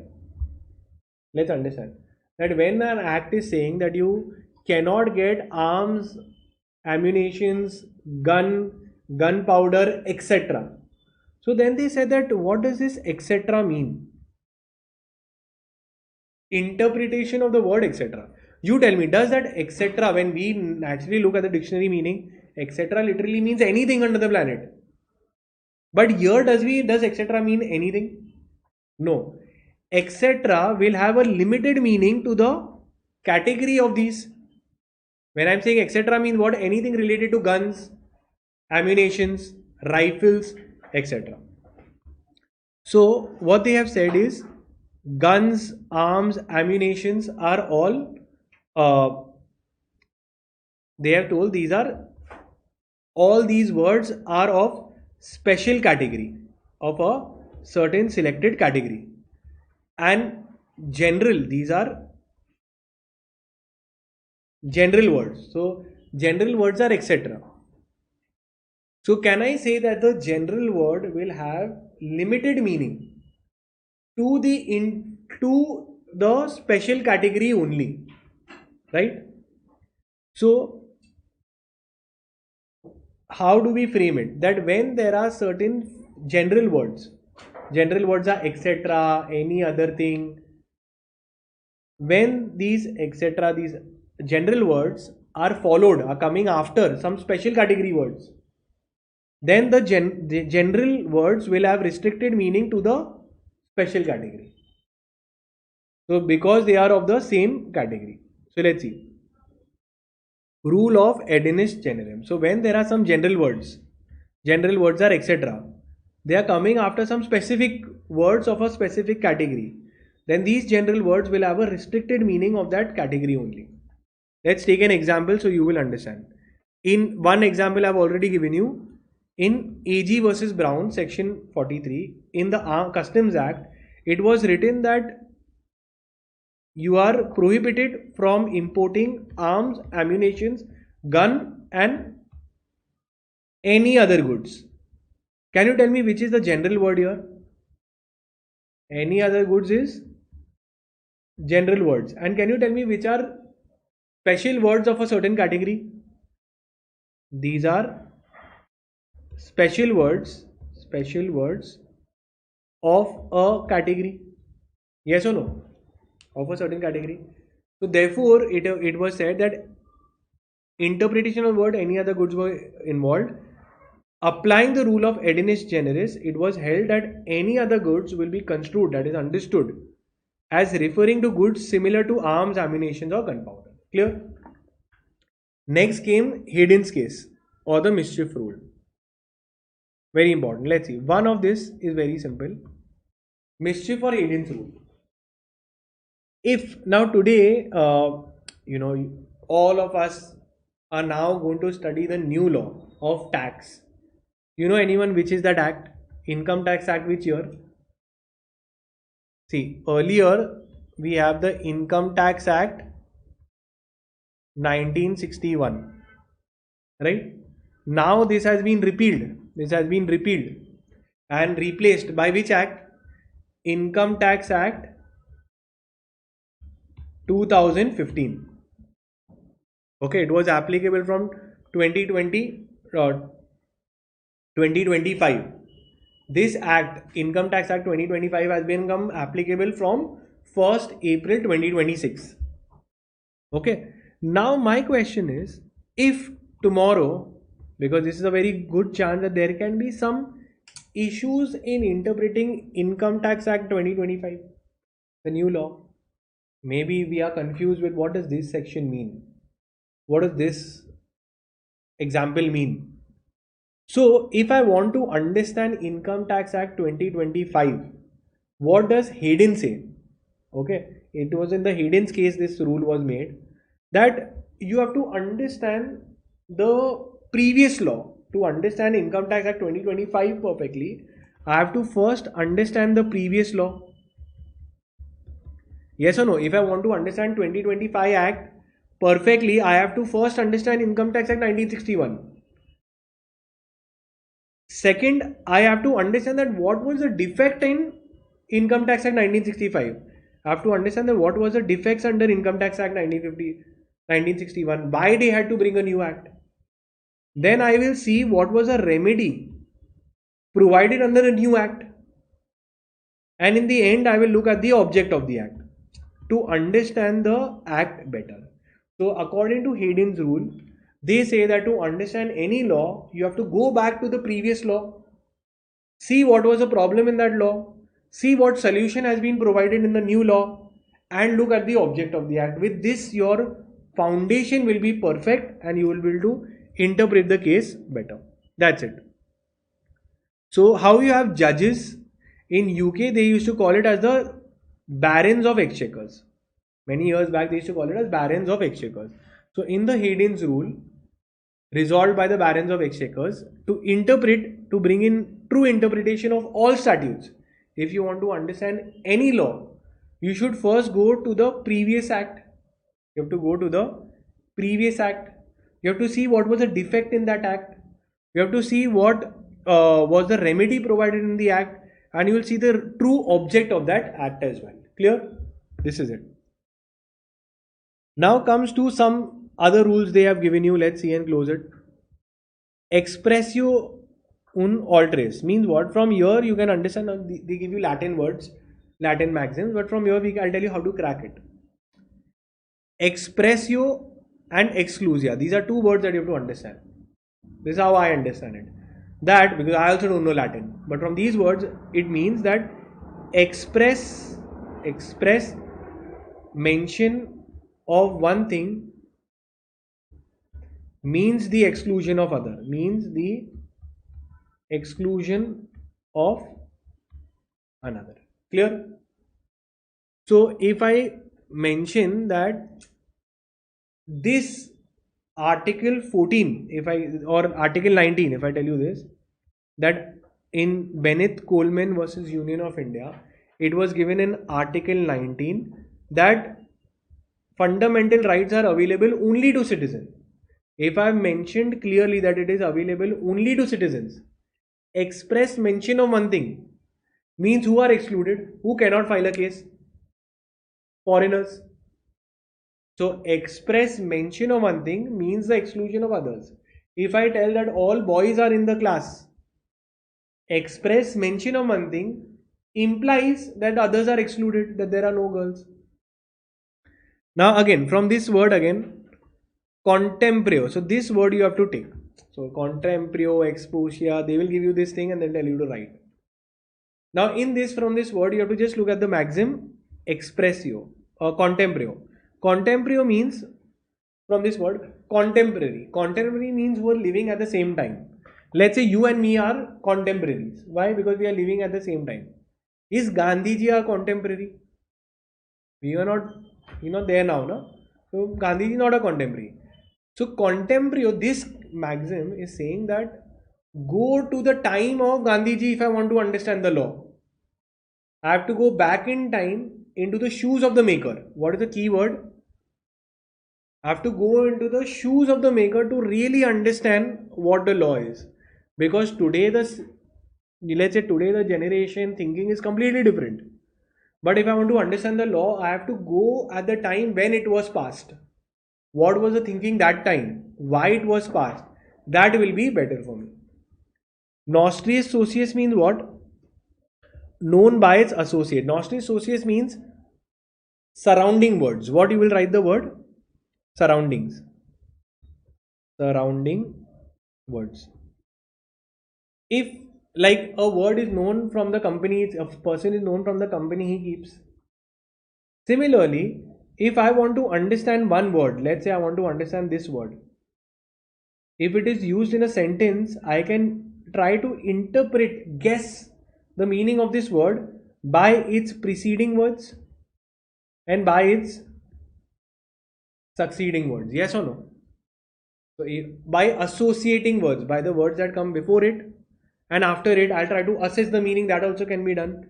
So you can determine the meaning by the associating words. You can derive from the preceding and the succeeding words. Next, one is strict interpretation and liberal interpretation. Now for laws, there can be two kinds of interpretation. Let's see. Now we are going to see interpretation could be of two kinds. One is strict interpretation and the other one is liberal interpretation. Now strict means what? Strict interpretation is used for two cases. One is for penal statutes, and the other one is for taxation. And liberal is used for welfare laws. Let's see. In strict interpretation, because it amounts to putting a burden on someone, either you're putting a person in jail or you're putting tax. So we interpret it very strictly that only if all conditions fulfilled, only if all the conditions are fulfilled, the penalty will be levied, or the tax will be levied. Common sense. Wouldn't I want that if all the conditions given for tax are not applicable, tax should not be levied? If all the conditions of crime are not fulfilled, he should not be put in jail. This is called a strict interpretation. For liberal interpretation, they don't look for all conditions. They try to take it casually because they will try to give him as much welfare as possible. So let's take an example of maternity laws. Maternity laws is basically for women during pregnancy. Would I try to give her benefit or I will try not to give her benefit? We will try to give as much benefit as possible. Even if the law is putting 10 conditions, you have done 3, we will say give it to her. It's a welfare legislation. Nobody is there to object. There is only to grant benefit. So your liberal interpretation is given strict conditions to be strict compliance of conditions are not required. Okay, so that is there for liberal construction. Then in your particular in the particular act itself, okay, in the act itself, there are some aids to interpretation. Aids means what? Your help for interpretation. Aids means help. So these aids could be internal aids. Understand, these could be either internal aids. Aids means what? Help. Or it could be external aids. Internal aid means what? These are some help. Aid means help for interpretation. Help for interpretation. Internal aids means they are within the act. Some help given by the draftsman within the act. Like your definition, title, section 1, section 2, some illustrations. Why they give it? To help you understand the provision better within the act itself. In contract act, when you see, they will give you some examples only so that you understand the concept better. These are aids to interpretation which are within the act itself. External is where I go outside the act. For example, dictionary. For example, for foreign judgments. Maybe I could go for parliamentary, your parliament papers, cabinet papers, etc. just to study. These are all beyond the acts. I am studying outside. So only when the internal aids are insufficient, then I will have to open the external aids. Clear till here? Let's see. So internal aids mean these are within the act. Like the title, it will always be section 1 telling the name of the act. Companies Act 2013. So I know it is an act related to companies. Helps you understand better. Preamble. In our constitution, preamble has been given. It gives you a gist of the act, summary of the act. Like your chapters are divided into headings and titles. So your directors chapter, meetings chapter, dividend chapter. are all divided separately for helping you understand the act better. Marginal notes are side notes, are also called as side notes, given for better understanding. Okay, like in your contract act, when you go to section 10, in the margin it is written what agreements are contract. Though section 10 has been given, but in the margin this has been written, so it helps you understand what agreements are contracts. So then I will come to know, okay, so all agreements which have been entered by free consent, by competent party, for lawful consideration, for lawful objects, and not declared void are agreements that will turn into contract. So that has been given in the side. Interpretation clause are your section 2s. So section 2, basically it is also called as the definition clause. Definition clause. So in definition clause, what happens? They give you the definition. I read through, I understand, it's over. So definition is given. So it's a part of internal aid to help you understand it better. Then we come to proviso. Mark proviso as important. See, when you look at proviso, what does proviso mean? When they write, if you read law, provided that, provided further, it always starts like that. Proviso has two functions. Okay. First function of a proviso is to carve out an exception. And second purpose or second use of a proviso could be to put a condition. So depending on how the sentence or the section has been framed, you will come to know whether it has been used as an exception or a condition.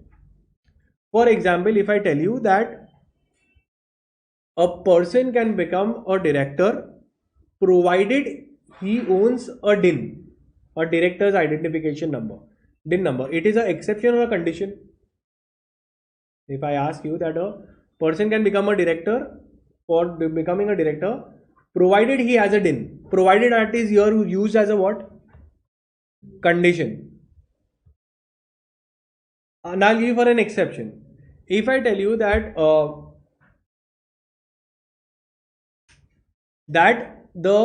all persons can be tried under the trial courts, provided that the President of India cannot be appointed, cannot be tried under the trial courts.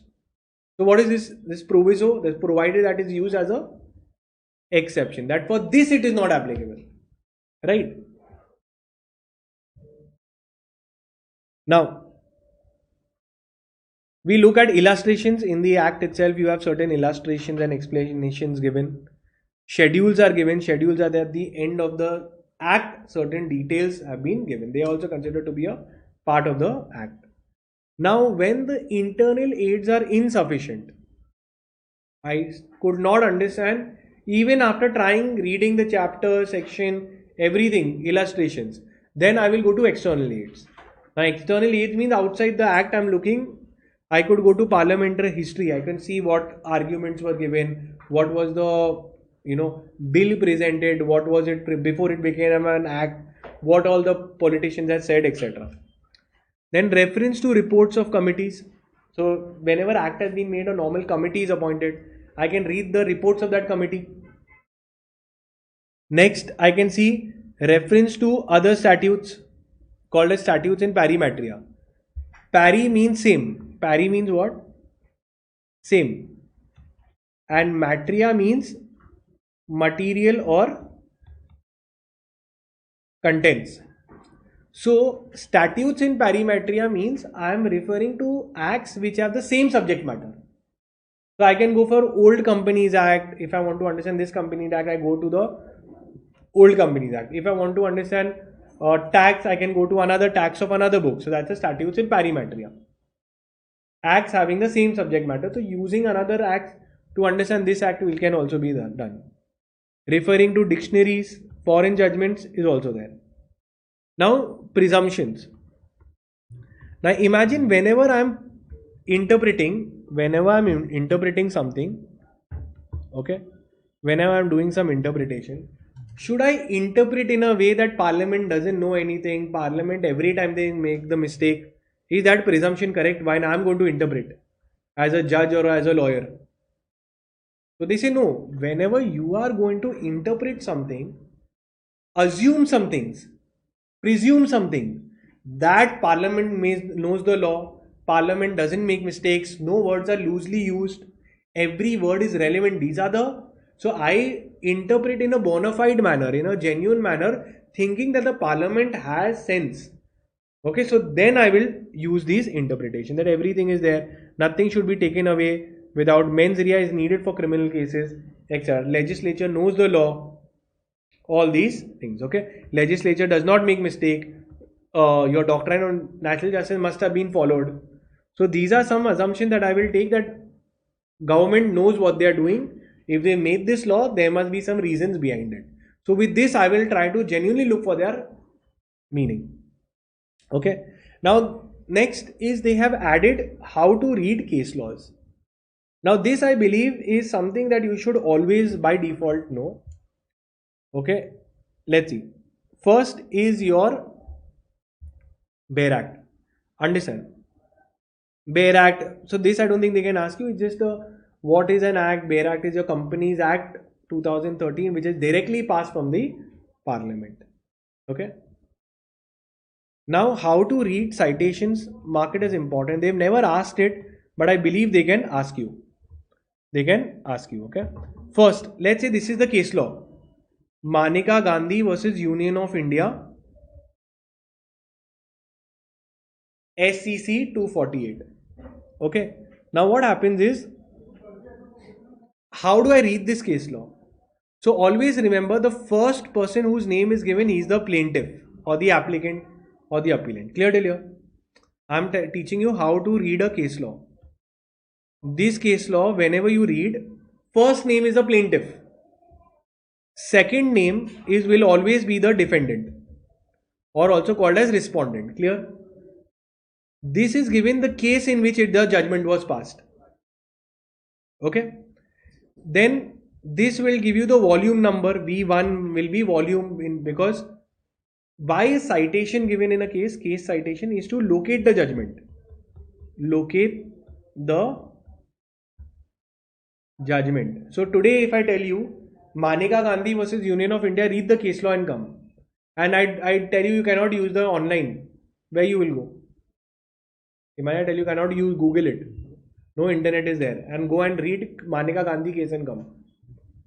So you will see this case law. You will say that because every year this is passed. Okay. So it is in the Supreme Court Reporter, page number, all of this is given. So the year of the judgment is given, the volume number is given, the Supreme Court case is given, and the page number is given. Clear till here? That's it. So we are done with this part also. In some time we'll start with the General Clauses Act as well. Just a second.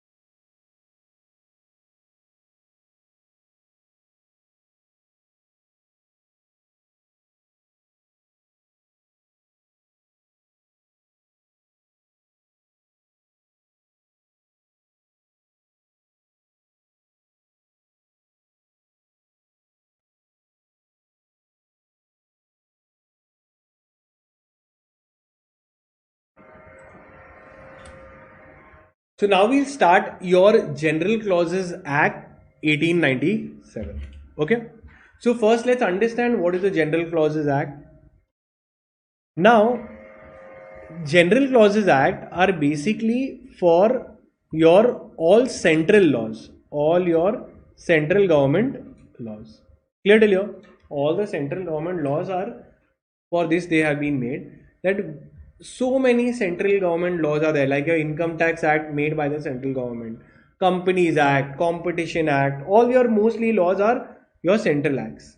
Now all these acts might have so many common definitions. They might have what? Common definitions. Like for the word year, for the word affidavit, for the word day, week. You think in every act we should put the repeated definition again and again? That doesn't make sense. That will make all the act very voluminous. So then what they have done, they have made a separate act called as General Clauses Act, where all the definitions will be put in. What all will be put in? Definitions will be given. So all the common definitions, year, affidavit, document, is given in General Clauses Act. So once they give it there, then they don't have to repeat it multiple times in different acts. So it gives you definitions. And third, they give you some rules of interpretation. Some rules of interpretation is also given. Now let's see. Have you understood the chapter? So this chapter majorly contains definitions only. Common definitions that is there, which will be applicable across all acts. Now I want to know from you that if a particular central act, okay, if a definition is given in GC Act, General Clauses Act also, and the Companies Act also, let's say in the Central Government Act also. Now imagine same definition has been given. Earlier what was the logic of this act? You make the thing so that other laws don't have to put it. But now when we read in the other law, they have defined there also. So which one will prevail? See, this is the general act or the general law, and this is the special law, right? So what they have said that, listen, when this act was passed, the new act was, special act was passed, they knew that GC acts exist. They knew GC act has this definition. But still if they are giving the definition, means they want to depart from that definition and give their own definition. So therefore, if there is a dual definitions are given, then the special act will prevail. So let's say if Companies Act has defined it and even GC Act has defined it, then the Companies Act will prevail. Common sense. Because the rule is specific over general. Okay. So what is the object of the act? The object of the act is to avoid repetition, bring in uniformity in central acts. Now, as I told you, specific over general, if the term defined in General Clauses Act is also mentioned in the Special Act, then which one will prevail? Then the definition in the Special Act will prevail. Clear? Now, let's see some important sections. Your section 3. Section 3 gives you all the common definitions like affidavit, judge, immovable property, month, year. So these will be applicable for all the possible central acts. Done. Now section 5 talks about